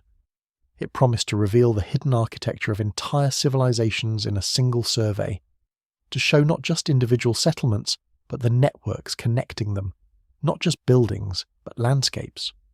When the first comprehensive LiDAR surveys began in the 2000s, covering vast areas of the Amazon basin, archaeologists had certain expectations. They assumed they would find more of what they already knew: scattered settlements here and there, perhaps some larger villages, evidence of population and agriculture, but not civilization in the grand architectural sense. The Amazon, they believed, had been home to simpler societies. Impressive for their time and place, certainly, deserving of respect and careful study, but not comparable to the pyramids and planned cities of Mesoamerica or the Andes. The conventional wisdom held that the rainforest was too difficult an environment, too hostile, too resistant to the kind of a large-scale agricultural surplus that supported urban centres. What they actually found would not merely challenge that assumption. It would overturn it completely, shatter it, and replace it with something so remarkable that it seemed almost like a discovery from another world.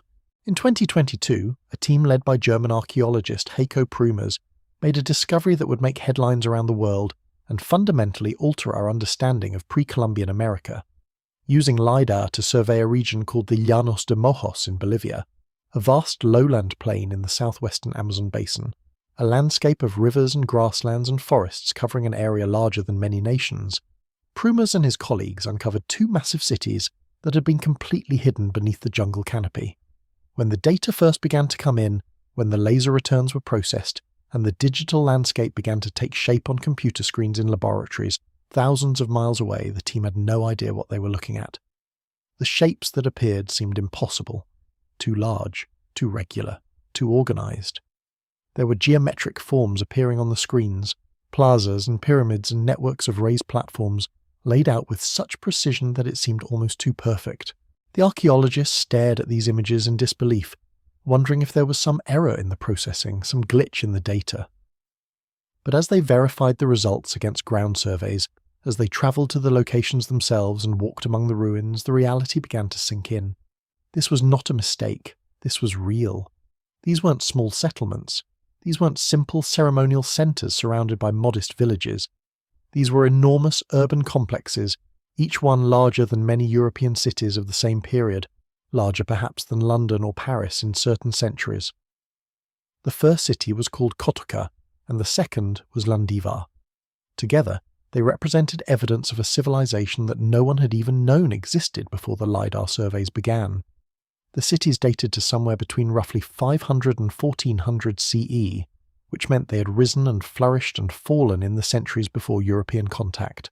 They were the creations of a culture called the Kasarabe culture, named after a ceramic style that archaeologists had recognized in scattered artifacts, which had been previously unknown to science, unknown to history. No written records existed to tell us about them. No Spanish chroniclers had documented their existence.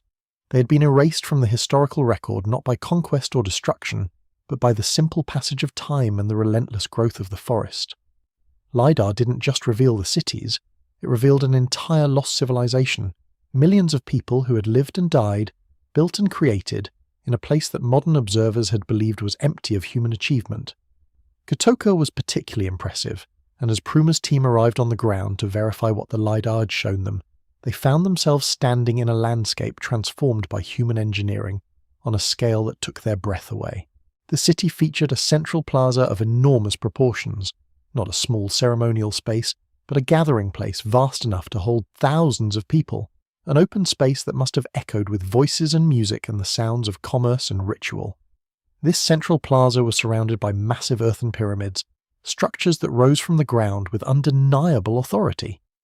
The largest of these pyramids rose nearly 70 feet into the air, as tall as a 7-story building, as tall as the roofs of most apartment blocks, entirely constructed from earth that had been deliberately shaped, moved, and packed. This wasn't a pyramid like those in Egypt or the Giza Plateau, with massive stone blocks quarried and fitted together with mechanical precision over decades of labour. This was an earth pyramid, created through the sheer movement and arrangement of hundreds of thousands, perhaps millions, of tons of soil. It was constructed from the very earth beneath their feet, transformed through human effort into a monument. And yet it was no less impressive than any stone pyramid. In fact, in many ways it was more impressive. Creating such a structure from earth, ensuring its stability, giving it the precise geometric form the LiDAR had revealed.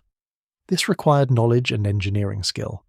Around these pyramids, radiating outward in careful, deliberate geometric patterns, were residential platforms where thousands of people had once lived. These weren't scattered huts. They were organized residential zones, terraced structures built up from the ground, creating neighborhoods and districts. The LiDAR showed evidence of this organization clearly. There were smaller pyramids too, perhaps administrative buildings or shrines.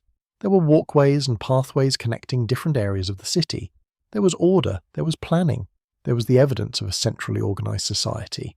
Landivar, the second city, was similarly grand and equally impressive. It too had pyramids and plazas, central ceremonial areas where the important events of civic and religious life must have taken place. It too had concentric rings of residential zones, suggesting a carefully organized layout that must have reflected social structure and hierarchy. The layout of both cities revealed something profound. They were not random agglomerations of buildings and structures. They were designed. They were planned from the ground up according to principles that archaeologists are still working to fully understand. This kind of planning required authority, a central power that could coordinate the work of thousands. It required vision, someone who could imagine the city as it would be and guide its construction. And it required the ability to command labour, not through slavery necessarily, but through some form of social organisation that could convince or compel large numbers of people to work on projects that might take years or decades to complete.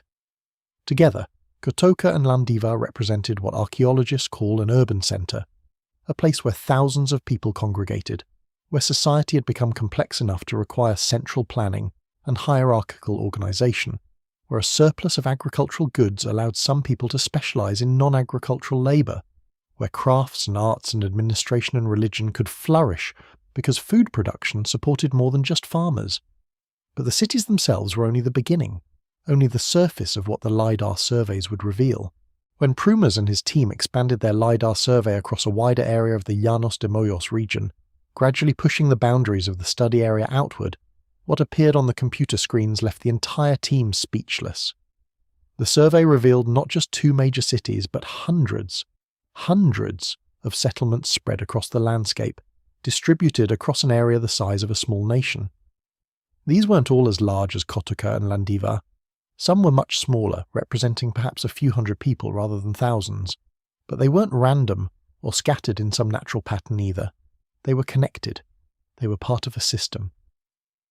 The LiDAR showed long, straight causeways linking settlement to settlement, creating networks of roads that connected communities across the jungle like threads in a vast web. These causeways were often 30 to 50 feet wide as modern highways, and stretched for miles and miles, cutting straight through the forest in some cases, following natural contours in others. They connected the major cities to smaller towns, and the smaller towns to outlying settlements, and those settlements to farming communities. It was a landscape of breathtaking organisation, a region that had been intentionally structured by human design, that had been reshaped from its natural state into a human landscape. Someone, centuries ago, had looked at this vast plain and imagined it as a connected whole, imagined cities and towns and roads, and then set about building that vision. And most remarkably, the LiDAR showed extensive networks of canals, some broad and straight, like modern irrigation ditches, others curved and following natural contours, winding through the landscape like rivers. These canals served multiple purposes, multiple functions, and understanding those functions tells us much about Kasarabe engineering and philosophy. Some were for water management, for controlling the flow of seasonal rains and floods in a region where water was abundant and unpredictable. The Llanos de Mojos experiences dramatic seasonal changes. During the dry season, water can be scarce. During the wet season, enormous quantities of water pour into the region, creating flooding that would make agriculture impossible. But the canal systems allowed the Kasarabe people to manage this. Dams and weirs controlled water flow. Reservoirs stored water during the abundant season for use during the lean season. Canals directed water where it was needed for agriculture or drinking. They had essentially created a water management system for an entire region, a system that allowed them to live comfortably in an environment that would have been hostile without such engineering. Other canals were clearly for transportation, wide enough for boats to navigate, deep enough for trade goods to be moved by water rather than by foot. In a landscape where roads could be difficult to travel during the rainy season, water routes provided reliable transportation. Goods and people could be moved across distances far more efficiently by canoe and boat than on foot. This facilitated trade, facilitated the exchange of goods and ideas between different settlements, bound the scattered communities together into an economic system.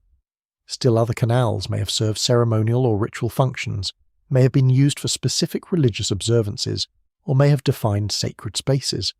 Some may have served purposes we no longer understand, their functions lost when the civilization that built them disappeared. The scale of all this engineering was almost impossible to comprehend. Here was evidence of a civilization that had not simply adapted to the rainforest environment, but had completely reshaped it according to their own design, modified it to suit their purposes, enhanced it for human habitation. And it had all been done in a way that, like the terra preta soils we discussed earlier, actually benefited the environment itself. If you're still awake and enjoying this, consider subscribing to the Calm Archive.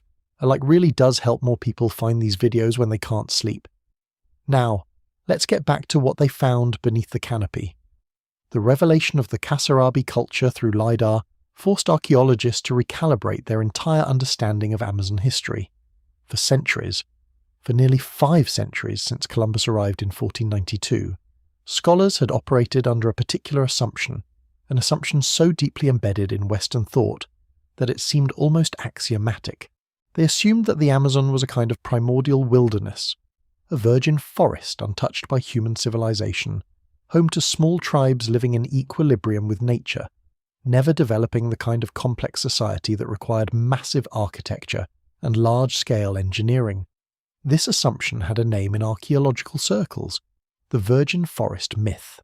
It suggested that before Columbus arrived, before Europeans reached the Americas, the Amazon was essentially untouched, that it had never known the hand of civilization, that it was a place where human societies remained small and simple, existing in a pre-urban state. This myth had deep roots. It reflected European assumptions about nature and civilization, European ideas about what constituted civilization in the first place. It reflected a certain romantic vision of pristine wilderness, and it persisted for centuries, shaping scholarship and policy and the way Western people understood the Amazon. But the more LiDAR surveys were conducted, the more this myth crumbled and fell away. The Kasarabe culture, dating from at least 500 CE and possibly even earlier, stretching back perhaps to 300 CE or before, had built cities, actual cities. They had constructed pyramids. They had engineered landscapes across hundreds of square miles. They had supported populations in the tens of thousands, perhaps in the hundreds of thousands. When all the settlements across the region are combined, they had created a civilization, a true civilization, with all the characteristics that definition implies. And they had done it not through conquest and the control of conquered peoples, but through the deliberate management of a landscape for mutual benefit, through sophisticated systems of agriculture and water management that allowed large populations to live in an environment that modern observers had assumed was uninhabitable. The water management systems revealed by LIDAR were particularly sophisticated and elegant in their design. In the Llanos de Mojos region, seasonal flooding was a constant fact of life, an annual rhythm that shaped everything. During the dry season, the plains were parched, water scarce, agriculture possible only in limited locations. During the wet season, enormous quantities of water would inundate the plains, flooding spreading across the landscape for months at a time, making farming impossible unless you had engineered the landscape to prevent it. But the Kasaraba people had transformed this potential problem, this environmental challenge, into an advantage. By constructing canals and reservoirs, by building up agricultural fields on raised platforms, by constructing dams and weirs and other water control structures, they gained control over water flow. They could store water during the wet season for use during the dry season. They could divert water where they needed it. They could prevent flooding in some areas while preserving it in others where it was beneficial. This allowed them to practice agriculture year-round, to grow crops and raise food throughout the entire year, growing crops even in a region where flooding would normally make farming impossible during half the year or more. The canals also served as transportation arteries, as we mentioned, allowing people and goods to move across the landscape far more easily than they could have on foot through dense forest or across swampy terrain. And like the terra preta soils of Kuhikugu, the canals and raised agricultural fields created by Kasarabe engineering actually enriched the environment. They prevented the worst flooding, reduced soil erosion, and created habitats for fish and other aquatic animals. The landscape was carefully designed not just to serve the Kasarabe people, not just to provide them with food and water, but to actually thrive under their management, to become more diverse and productive than it had been in its natural state. They had created, essentially, a kind of garden, a vast garden covering hundreds of square miles. The pyramids themselves held multiple meanings and multiple functions. In some cases, they appear to have been primarily ceremonial or religious in function, places where rituals and religious observances took place, where priests or religious leaders presided over ceremonies for the gathered community. Their height and prominence would have made them visible from considerable distances across the flat landscape of the Llanos de Mojos, serving as landmarks that could be seen from miles away, as gathering points where people from different settlements could come together for major celebrations or ceremonies. But many also appeared to have had administrative functions. They were seats of power. Smaller structures on their slopes or adjacent to them may have housed rulers or administrative officials or council members. The pyramids, in this sense, were not just monuments to the gods, but monuments to power, visible expressions of a social hierarchy and a centralized authority. When you stood in the plaza and looked up at a 70-foot pyramid, you understood, without words, that someone had the power to command the labor of thousands, the power to move mountains of earth, the power to shape the landscape itself. Yet even these pyramids, impressive as they were, tell us something important about Kasarabe culture. They were built not through slavery or the brutal coercion of conquered peoples, as so many grand structures throughout history have been. There is no evidence of a slave class, no evidence of forced labor camps, no skeletons bearing the marks of punishment or malnutrition. The Kasarabe culture appears to have maintained social cohesion through cooperative labor and shared benefit from the fruits of that labor. Everyone benefited when canals were constructed, because everyone had more reliable access to water and fish. Everyone benefited from agricultural improvements, because there was more food available, better nutrition, larger surpluses that meant more stability and security. The hierarchies that clearly existed, and there were clearly rulers and elites and different classes, appear to have been built on consensus and reciprocity rather than on force and fear. Power was exercised through persuasion, through the management of resources and knowledge, through religious authority and the respect that comes from effective leadership. As researchers continued to analyze LiDAR data and conduct ground surveys over the following years, it became clear that the Llanos de Mojos region was only one area where such cities and settlements existed. There were others. Similar surveys in other parts of the Amazon basin revealed other massive settlements, other urban centres that had been hidden beneath the canopy.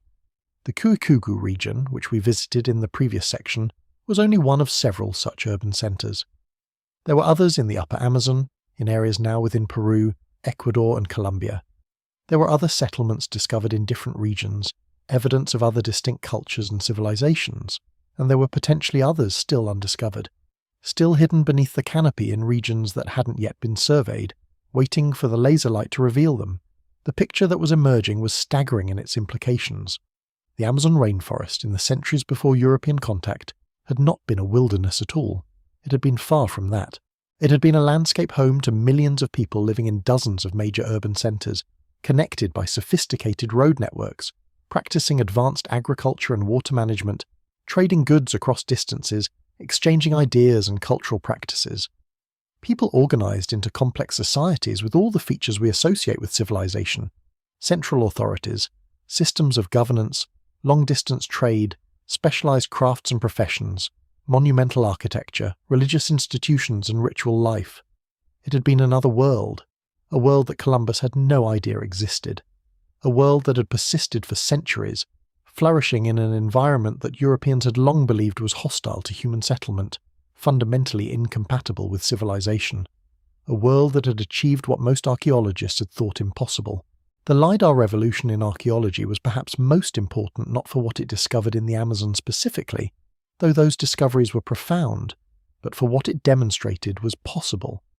It showed that our assumptions about the past, assumptions that had been accepted for centuries, could be wrong. It showed that entire civilizations could be hidden from view, could disappear from history not because they had vanished, but because they had been rendered invisible by the rapid growth of vegetation, by environmental processes that obscured rather than destroyed. LiDAR could find them. That realization sent researchers to rainforests across the world with new urgency, with new hope, with new questions.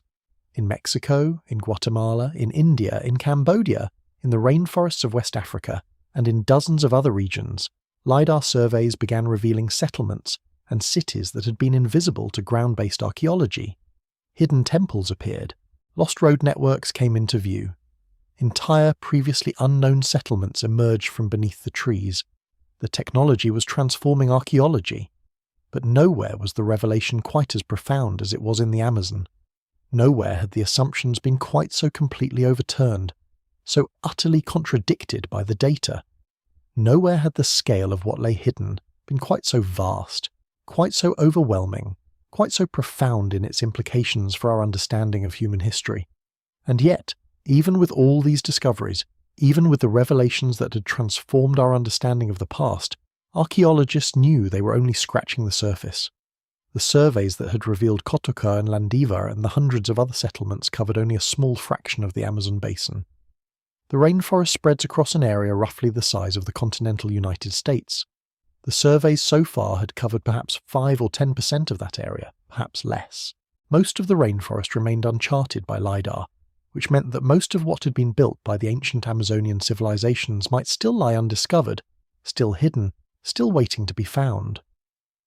Somewhere beneath the canopy, in regions not yet surveyed, there were almost certainly more cities, more causeways connecting distant settlements, more pyramids rising from plazas, more evidence of peoples who had achieved what no one in the modern world had thought possible: the development of complex civilization within a tropical rainforest environment. The LiDAR revolution had changed our understanding of the Amazon's past, but it had also raised new questions, questions that would drive research for decades to come. How many people had lived in the Amazon before European contact?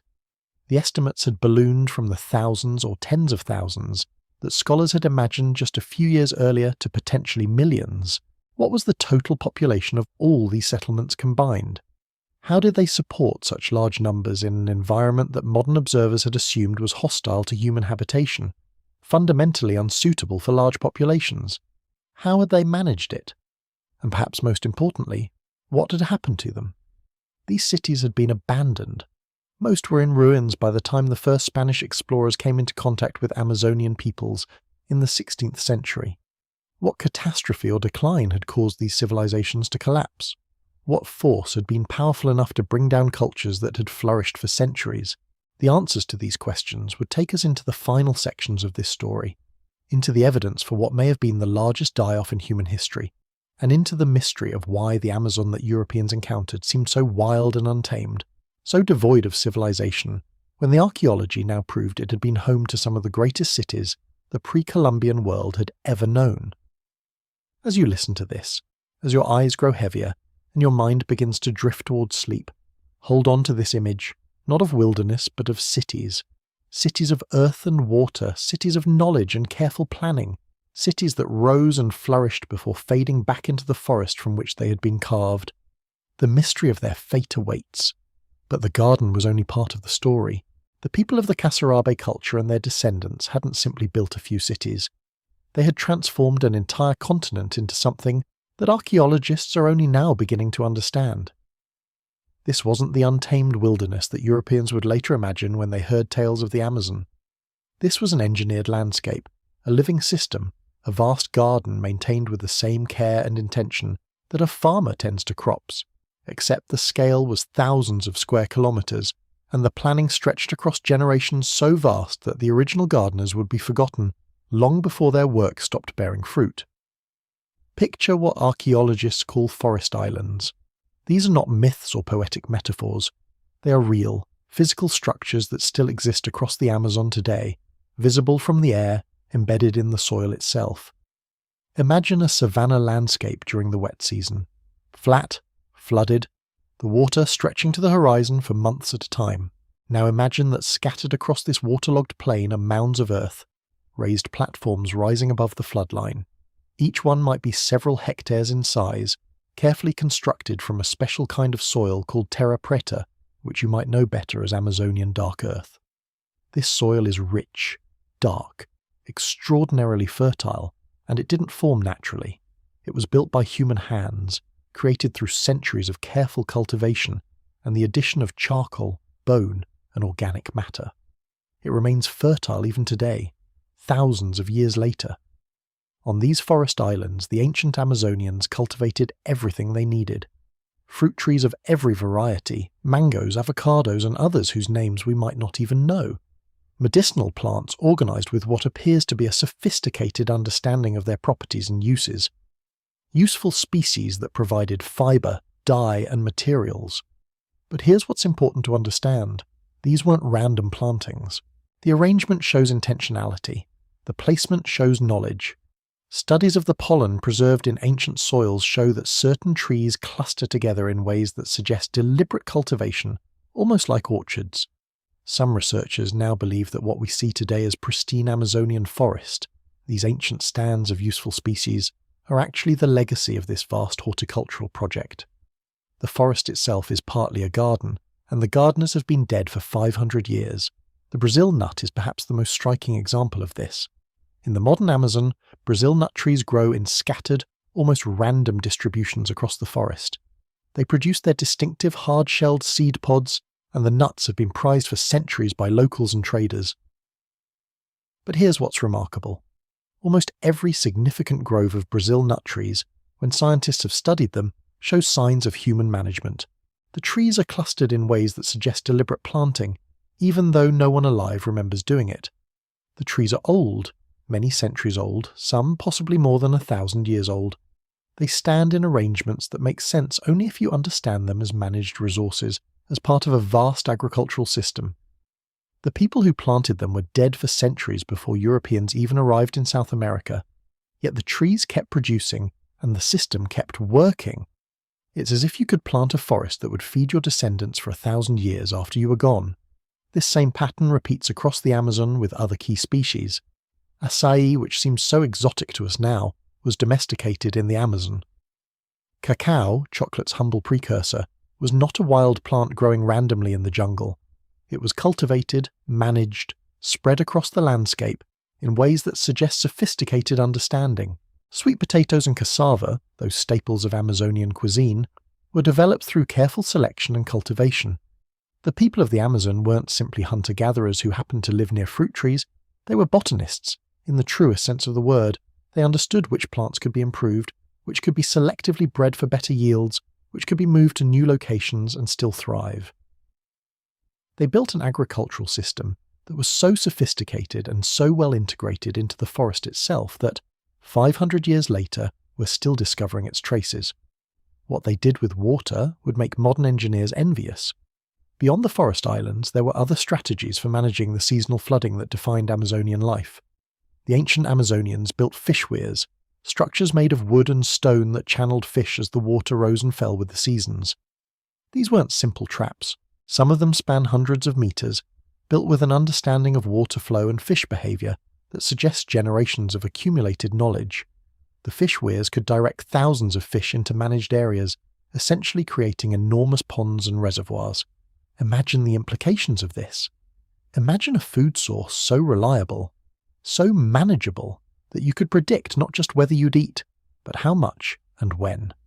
Fish farming on a landscape scale, developed long before Europeans had any such technology. Some researchers believe that these water management systems extended far beyond simple weirs. There's evidence of canals, perhaps remnants of an even more sophisticated hydraulic system for managing water flow, for directing irrigation, for creating fish ponds that could supply communities with protein year-round. The sophistication of these systems suggests that the Amazonian people understood water management at a level that European engineering wouldn't achieve for centuries. They weren't fighting against the Amazonian environment. They were working with it, understanding its cycles, and turning those cycles to their advantage. The population that these gardens and water systems supported is still a subject of intense debate among archaeologists and anthropologists. For a long time, the estimates were modest. Perhaps 1 million people lived in the pre-Columbian Amazon, some scholars thought, perhaps 2 million. But as LADAR has revealed more and more settlements, as researchers have found more evidence of agriculture and management, those numbers have climbed. Some researchers now argue that the pre-Columbian Amazon may have supported between 8 and 20 million people. To put that in perspective, that would have made the Amazon more densely populated than medieval Europe. It would have made it one of the most significant population centres in the pre-Columbian world, comparable to contemporary China or India. The complexity that this implies is staggering. The organisation, the infrastructure, the social systems that would be necessary to support populations of that scale. These are the things that archaeologists are only now beginning to uncover. How did these people live day to day? What did their homes look like? The evidence suggests structures that were adapted to the unique environment of the Amazon. Raised platforms, built above the floodline, allowing communities to survive the seasonal inundation of water that defined the landscape. These platforms weren't crude, they were sophisticated structures sometimes connected by boardwalks or raised roads, allowing people to move through the flooded forest during the wet season. The homes themselves, built on these platforms, were designed to catch breezes and shed water. Archaeological evidence suggests they may have been larger than typical Amazonian structures today, communal dwellings that might house extended families or entire clans. The people who lived in these structures had a profound understanding of the seasonal cycles of the Amazon. They knew the flooding, they knew the timing of the rains, they knew which months the fish would move, which seasons the fruit trees would produce, when to plant and when to harvest. This knowledge was embedded in their calendar, their ceremonies, their stories. The entire rhythm of life was organised around these natural cycles, but not in a way that made them passive victims of nature. Rather, they had learned to orchestrate their activities around these cycles, to make the cycles work for them. They moved with the water. Some communities probably maintained multiple settlements, a dry season settlement and a wet season settlement, for instance, and moved seasonally as the water rose and fell. The roads that connected these communities were marvels of engineering in their own right. These weren't crude forest paths. They were maintained, cleared regularly, sometimes raised to stay above floodwaters. And here's a detail that speaks to the sophistication of this system. The roads were lined with fruit-bearing trees.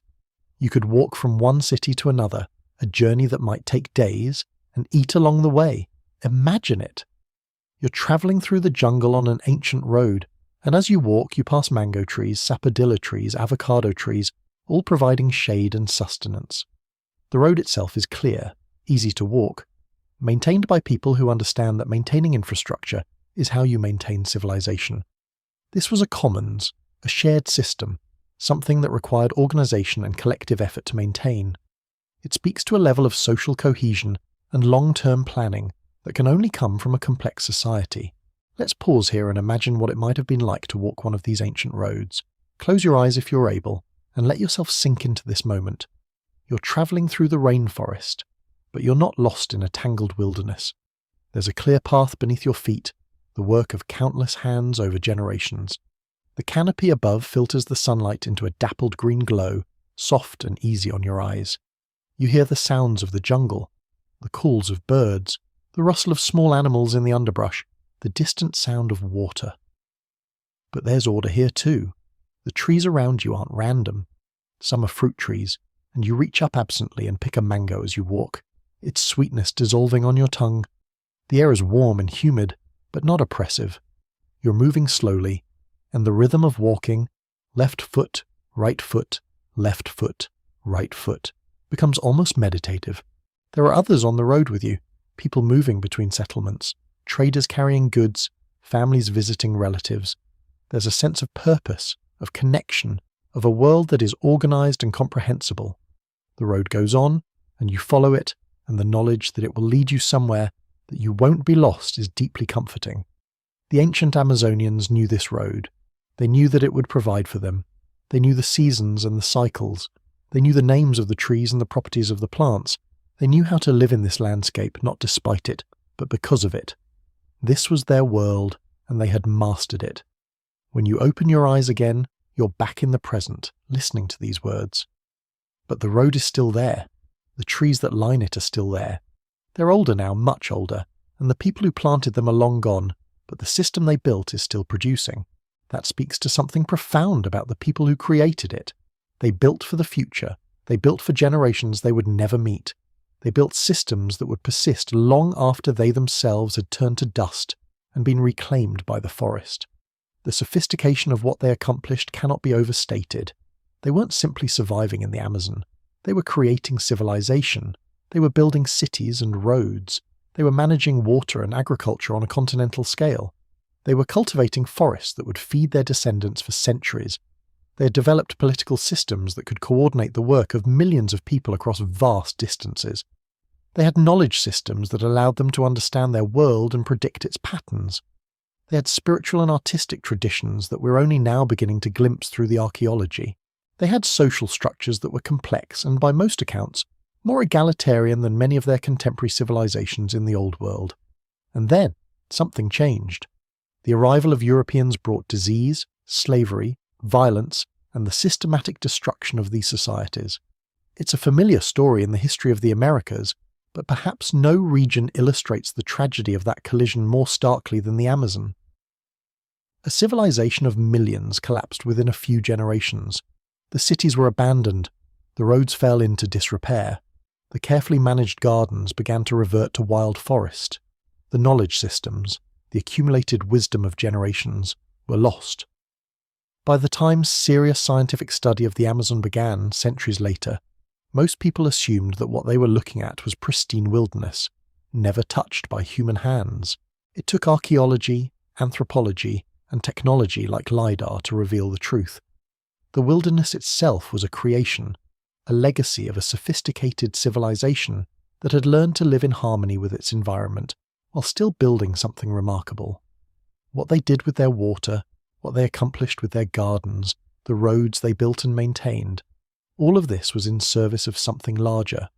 All of this was part of a vision of what a civilization could be in a challenging environment. The next section of our story explores the spiritual world of these people, the beliefs and ceremonies that gave meaning to their lives and their work. What did they believe? What stories did they tell? What sacred spaces did they create? The answers, as it turns out, are hidden in the landscape itself, waiting to be rediscovered by archaeologists who are only now learning how to read the forest. So we've established that millions of people thrived here for centuries. They engineered the landscape. They built cities and roads. They grew crops. They fished. They lived in balance with one of the world's most complex ecosystems. But the collapse revealed something nobody expected. In 1492, Columbus sailed the ocean blue, as the saying goes, and in that same year, on the other side of the world, The trajectory of Amazonian civilization was about to be irrevocably altered. When the first Europeans arrived in South America, they carried something invisible but devastating: diseases, smallpox, measles, influenza, viruses that had evolved in Europe and Asia, viruses that the indigenous populations of the Americas had never encountered before, and therefore had no immunity to. What often surprises people is that these diseases didn't require direct contact with Europeans to spread inland. The viruses travelled along the same trade networks that had sustained and connected the Amazonian civilization for centuries. Rivers became highways of disease. Trade goods carried not just goods but invisible pathogens. A merchant from one village would travel to another, trade with a neighbouring community, and unknowingly leave behind a virus. That second community would trade with a third. Within weeks, measles that had started at a coastal settlement could reach deep into the Amazon's interior, reaching communities that had never seen a European face, whose only knowledge of the newcomers came through the stories of travellers and traders. The virus arrived before any explorer did. It killed before any colonizer was even aware the settlement existed. The disease spread faster than the slow journey downriver, faster than any human could travel. Entire networks of connected peoples were devastated simultaneously, separated by distance but connected by the invisible thread of infection. What happened in the decades that followed was one of the greatest catastrophes in human history. A population collapse so severe that historians now call it the Great Dying. And it wasn't quick, though in some ways that made it harder to bear. It was a slow, devastating unravelling that played out over generations. Think of what this meant in lived experience. The first person gets sick in a village. There's fever, malaise, worry. The elders consult their knowledge of plants and treatments that have worked for other illnesses. Nothing helps. Within 2 weeks, 10% of the village is ill. Within a month, people are dying. Your mother, your cousin, your friend. By the time people realised what was happening, the disease had already reached the next village, and the one beyond that. For a community whose survival depended on knowledge passed from elder to child, on teachers and healers and people who carried the memory of how to live in this forest, death became a kind of erasure. A healer died, and some knowledge died with them. An elder passed before they could teach the young. A mother who knew how to navigate a particular set of agricultural knowledge was gone. The estimate of what followed is staggering. 90 to 95% of the Amazonian population was gone within 100 years of initial European contact. Within 100 years. Within 3 generations. Let that settle slowly. Of every 100 people who lived in those great cities, in those cultivated landscapes, in those villages connected by roads and plazas, 90 to 95 were dead from diseases they'd never known before. The pregnant woman in the garden city who would never see her child's birth. The child learning to tend fish ponds who would never grow to teach others. The elder who remembered the way to the old ceremonial centre, whose knowledge died unshared. The road builders and the sculptors and the farmers and the families, gone. And the timeline of it all makes it even more difficult to comprehend. Within the first 20 years, perhaps 30% were already dead. The sickness seemed to come in waves, each one slightly different. Smallpox first, devastating in its speed. Then measles, striking those who had recovered from the first disease. Then influenza, then other illnesses, sweeping through populations that were already weakened, already traumatized, already grieving. By the second generation, 50 years in, the great cities were already depopulating. Young people in their prime were dead or dying. There weren't enough hands to maintain the fields.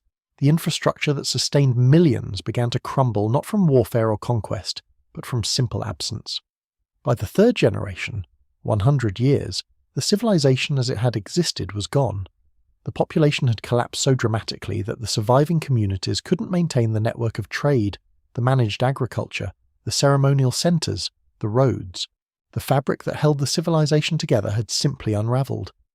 But it wasn't warfare that caused this. It wasn't famine, though famine followed the collapse. It was biology. It was the random cruelty of history, where 2 worlds collided and the burden fell entirely on one side. And what's perhaps most haunting is that the people who survived often didn't understand what had happened. There was no context for it. One day your neighbour was healthy, the next day they had a fever, a week later they were gone, and then another person fell ill and another. It must have felt like the world itself was ending. In a way it was. The social infrastructure collapsed along with the population. Trade networks broke down. The carefully maintained systems of agriculture began to falter.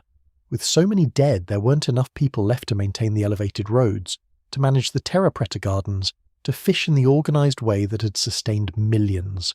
The knowledge that had taken centuries to accumulate, how to live here, how to thrive here, was lost as the elder keepers of that knowledge died. Some survived, of course. Some communities endured.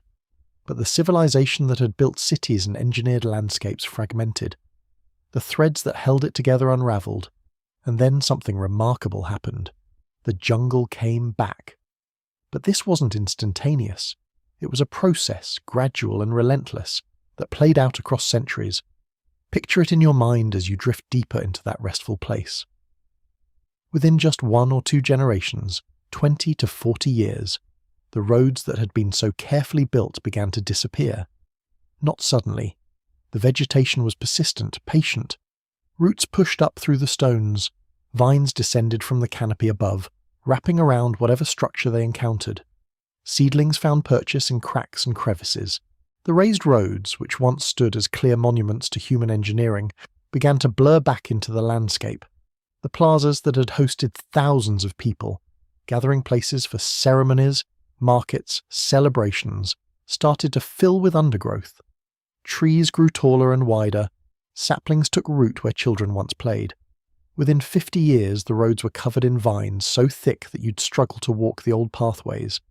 A traveller might pass within a few hundred metres of a major road and never know it was there, hidden beneath the living ceiling of the forest. As the 1st century passed, the larger structures, the earthworks, the mounds, the pyramids, began to be buried again, not by humans this time, but by nature itself. Trees split the stone foundations. Their roots grew into the very structures that humans had built. The wooden buildings rotted. The carefully maintained plazas sank as soil accumulated. Within 100 years, someone passing through the region would see only forest.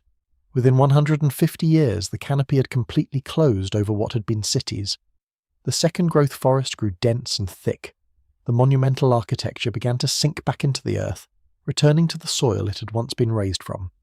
The forest, which had once been carefully managed and shaped, returned to something that looked wild and untouched. Within a few generations, within 150 years or so, the forest had reclaimed what had been taken from it. The great cities of the Amazon became hidden, invisible, ghost towns buried under green. By the 200-year mark, the jungle had become so complete, so total, that the landscape itself seemed to have forgotten. A person walking through the forest in 1700 would have no idea they were walking through the ruins of a magnificent civilization. The trees were towering, the canopy was unbroken. The density of life, the animals, the birds, the insects, the plants, was so overwhelming that human structures seemed impossible. And yet, beneath the soil, beneath the leaf litter, beneath the roots, the evidence remained. The pottery fragments, the charcoal from old fires, the carefully shaped earthworks, now buried under meters of forest soil and vegetation. The roads, still subtly elevated but covered so completely that only technology from centuries later would reveal them. And this is crucial, because it changes how we understand everything that came after. The explorers who came in the 17th and 18th centuries, the ones who paddled down the Amazon and wrote in their journals about the pristine wilderness they encountered, the virgin jungle untouched by human hand, they were walking through a graveyard. They were seeing a dead civilization being slowly reabsorbed by the forest. But they didn't know that. They thought they were discovering untouched nature. In reality, they were witnessing a post-apocalyptic landscape, the forest in full recovery from a catastrophe they knew nothing about. The forest had recovered so completely that it looked like no one had ever been there at all. It was the ultimate erasure. But there's something even more profound to understand about this recovery. When a landscape that had been managed and shaped by millions of people suddenly returns to forest, it does so on a planetary scale. The reforestation of the Amazon, happening so rapidly and so massively, pulled an enormous amount of carbon dioxide out of the atmosphere. Trees and vegetation, when they regrow, are carbon sinks. They absorb CO2 as they grow, pulling it from the air and storing it in their wood, their leaves, their root systems. And when you're talking about the rewilding of an entire continental region, an area the size of Western Europe that had been largely cleared and maintained for agriculture, resettled and modified for human civilization, you're talking about a reforestation event so massive that it altered the global climate. Scientists now believe that this Amazonian reforestation, occurring between roughly 1500 and 1800, contributed significantly to what we call the Little Ice Age in Europe and the Northern Hemisphere. The cooling period that occurred from the 1400s through the 1800s, the one that caused the Thames River in London to freeze solid during winters, the one that led to failed harvests and hardship and starvation across Europe, it was influenced in part by what happened in the Amazon. Think about that connection as you rest here in the dark.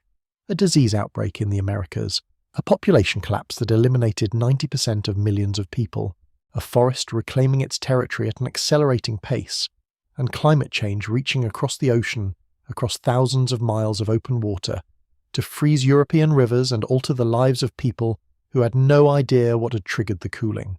The great dying of the Amazon helped cool a distant continent. The natural world is patient. It takes back what humans have altered, and in doing so, it reshapes the planet itself. A tragedy in one part of the world became a climate event that reached around the globe, and yet something wasn't lost entirely. Not everything. The people who survived, and there were survivors, resilient communities who endured the devastation, they held on to pieces of their heritage. In the oral traditions of the indigenous people still living in the Amazon, particularly in the Chingu River region, there were fragments of memory.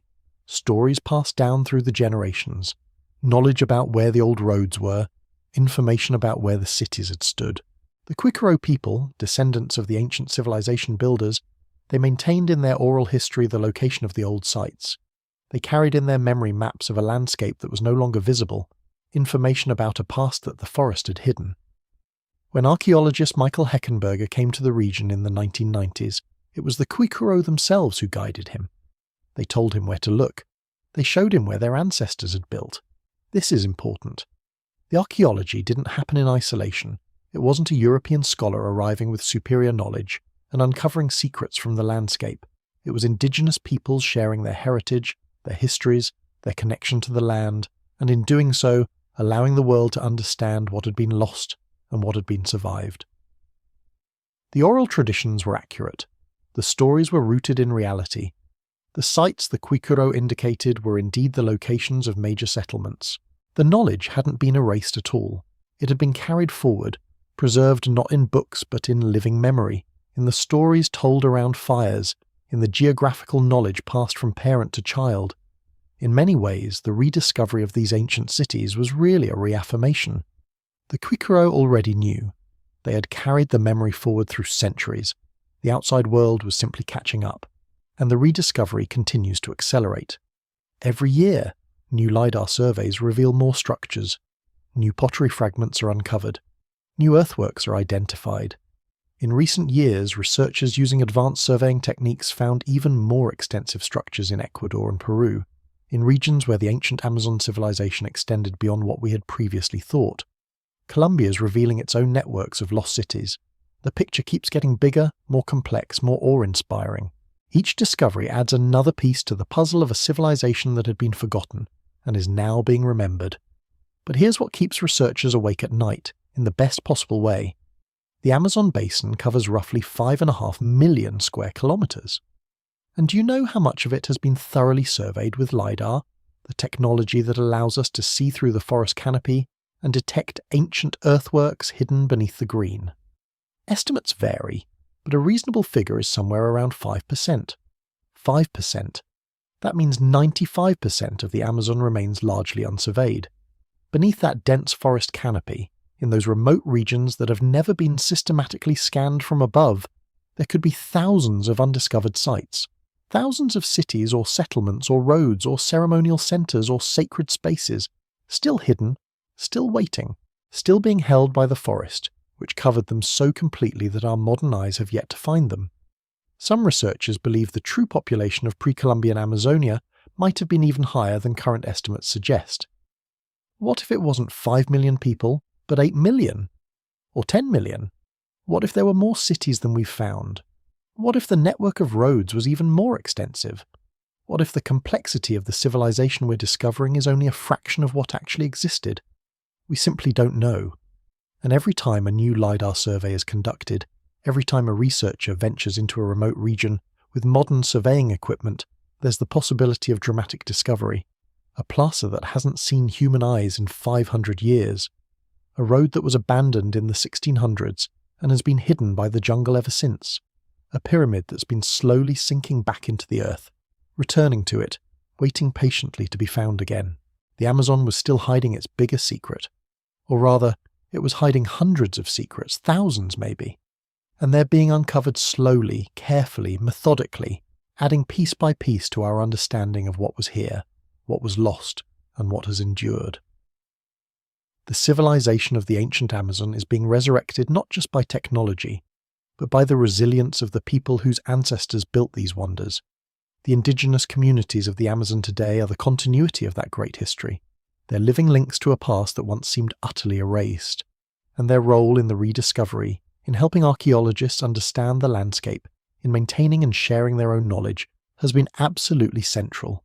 They were never separate from the story. They've always been part of it. If the Calm Archive has become part of your bedtime routine, I'd love it if you shared this video with someone who might need it tonight. And hit that subscribe button if you haven't already. Now, where were we? We've traced the rise of an ancient civilization. We've seen how they engineered a landscape and built a network of cities. We've watched as the forest reclaimed everything, as a population faced an unimaginable catastrophe, as the world forgot.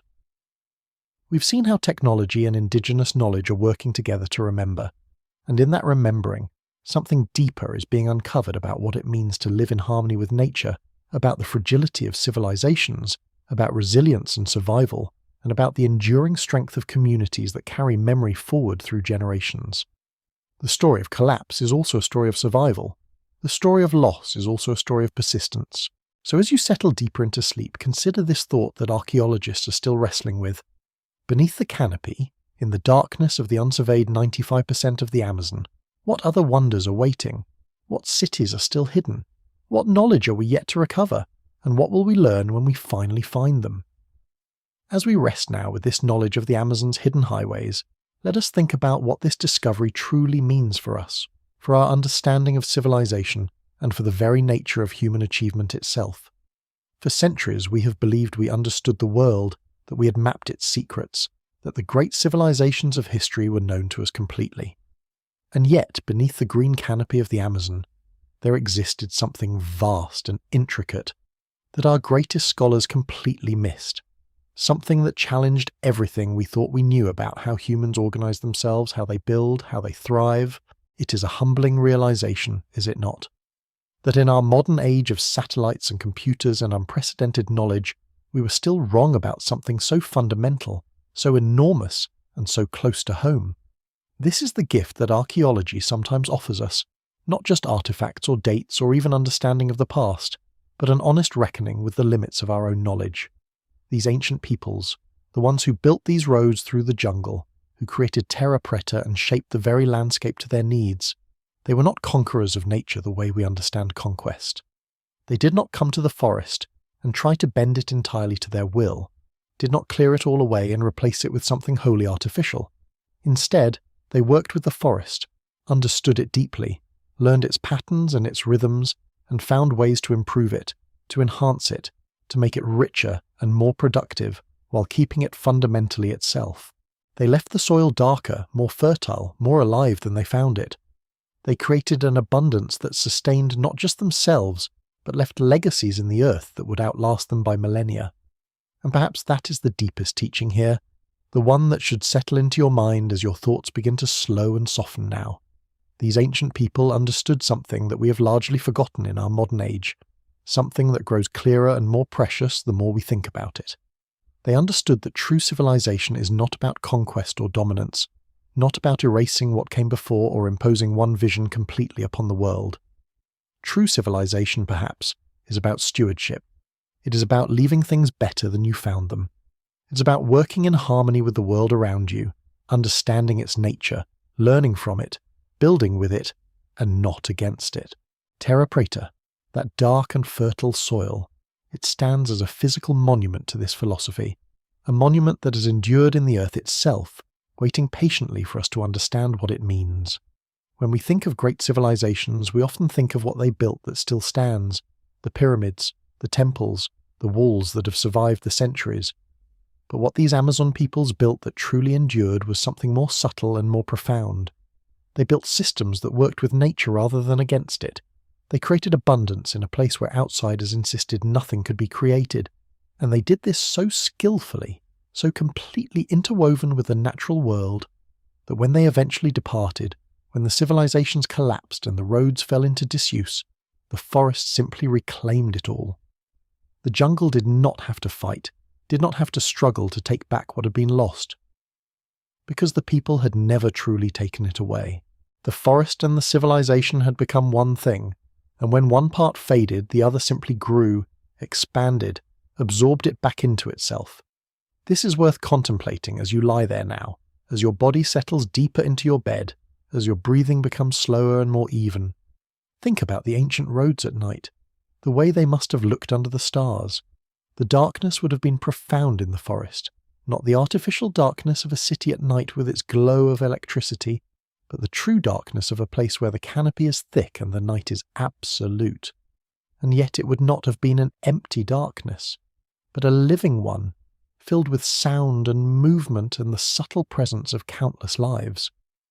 The roads would have been worn smooth by the footsteps of thousands over generations, pathways so well established that even the darkness could not hide them, and above, the stars would have wheeled through their eternal patterns, the same stars that we see now, connecting us across the centuries to those ancient travellers. The jungle at night is not a place of fear, though we have been trained by stories to think of it that way. It is a place of warmth and life, of rest and shelter. The thick vegetation creates a canopy that holds the warmth of the day, that protects from the cool night air. The sounds of the jungle, the insects and the tree frogs and the distant calls of larger animals, these are the sounds of life in balance, of an ecosystem that has found its equilibrium and is content within it.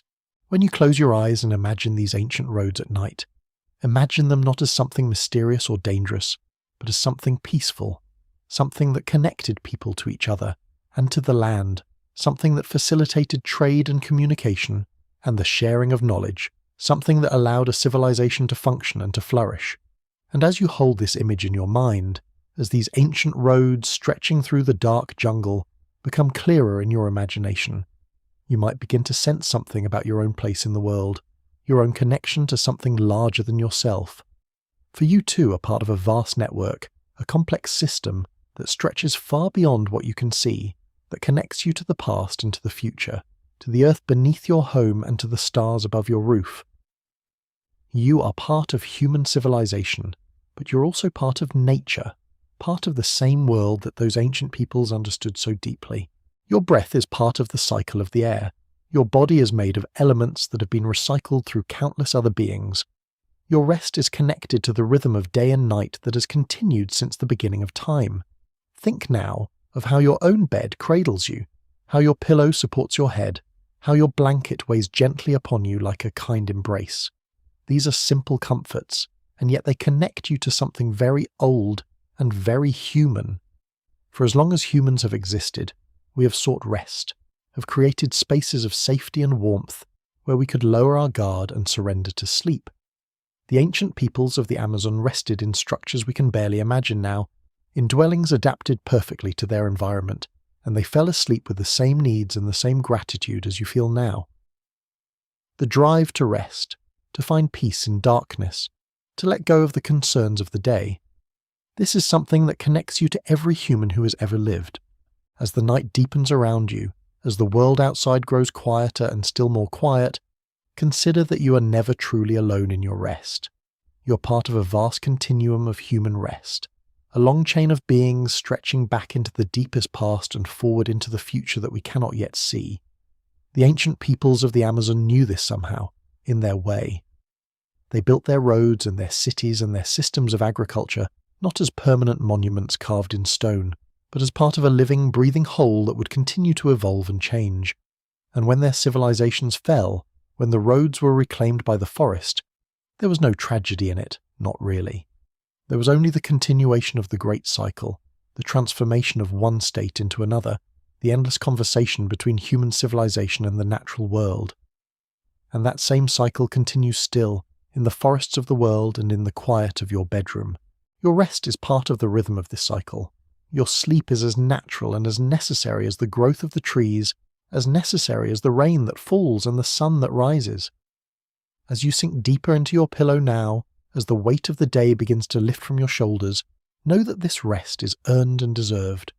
You are part of something vast and beautiful and eternal, and for these hours of sleep you are free to simply be, to simply rest, to simply exist in the warmth and safety and darkness that surrounds you. The ancient roads in the Amazon are still there, hidden beneath the green, traced out in the dark soil that those peoples created so long ago. Archaeologists are still finding them, still mapping them, still understanding them more deeply year by year. But they are not going anywhere.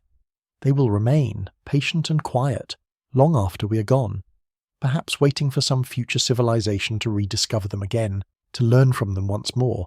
This is the patience of the earth, the patience of things that endure, and it is a patience that you can share in now, in this moment, in this rest. Let your mind wander now through those dark forests, following those ancient roads not with effort or urgency, but gently, the way a dream moves from one place to another without needing to explain itself.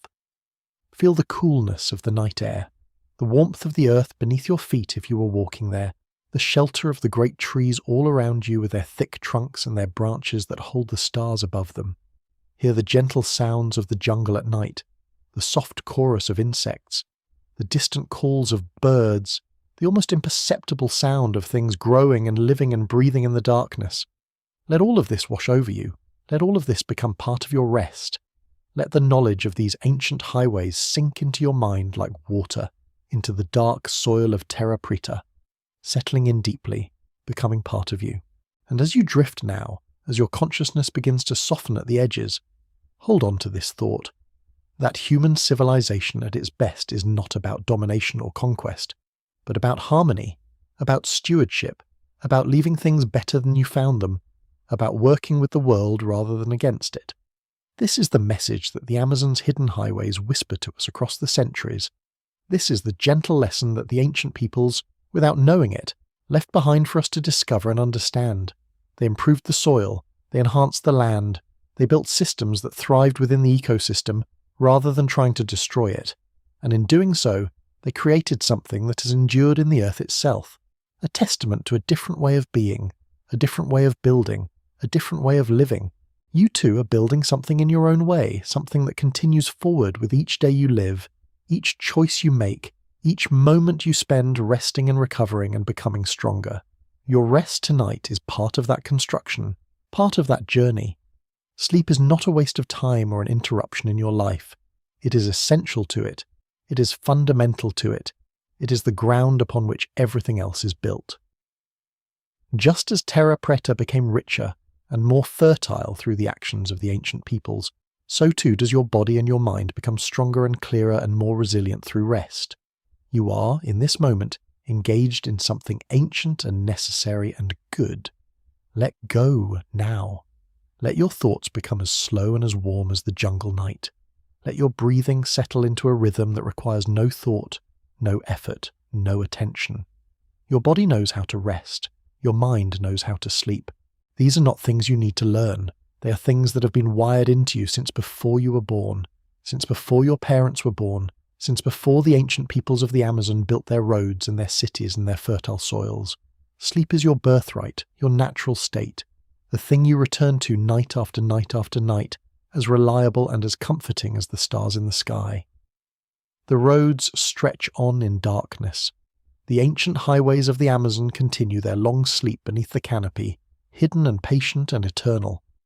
And you too are stretching out now, your body releasing its tension, your mind releasing its concerns, your consciousness releasing its tight grip on the waking world and allowing itself to drift, to wander, to sink down into the depths of sleep.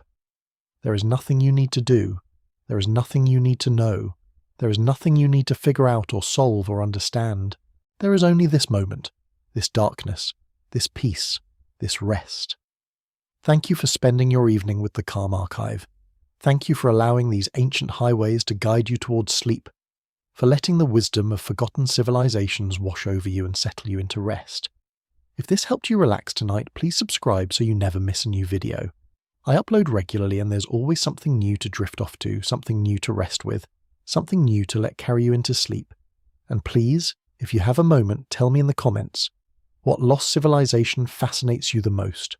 What forgotten peoples and ancient ways call to you across the centuries?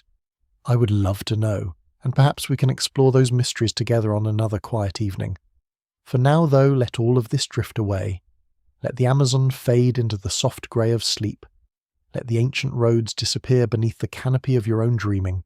Feel your pillow beneath your head, warm and soft. Feel your blanket wrapped around you like a gentle embrace from something ancient and kind. Feel the darkness that surrounds you, becoming not a void, but a presence. A warm and protective presence that holds you safe and lets you rest. The stars wheel slowly overhead in the night sky. The jungle breathes, the earth turns, and you're safe and warm and deeply, deeply rested. Sleep now, sleep deeply. Sleep with the knowledge that you are part of something vast and beautiful and eternal. Sleep with the peace of the ancient peoples in your heart. Sleep with the warmth of Terra Preta in your bones. Sleep. And when you wake, you will carry these stories with you, and they will make you a little bit kinder, a little bit wiser, a little bit more aware of your connection to everything that has come before and everything that will come after. Sleep, rest, dream. You are home, you are safe, you're where you need to be.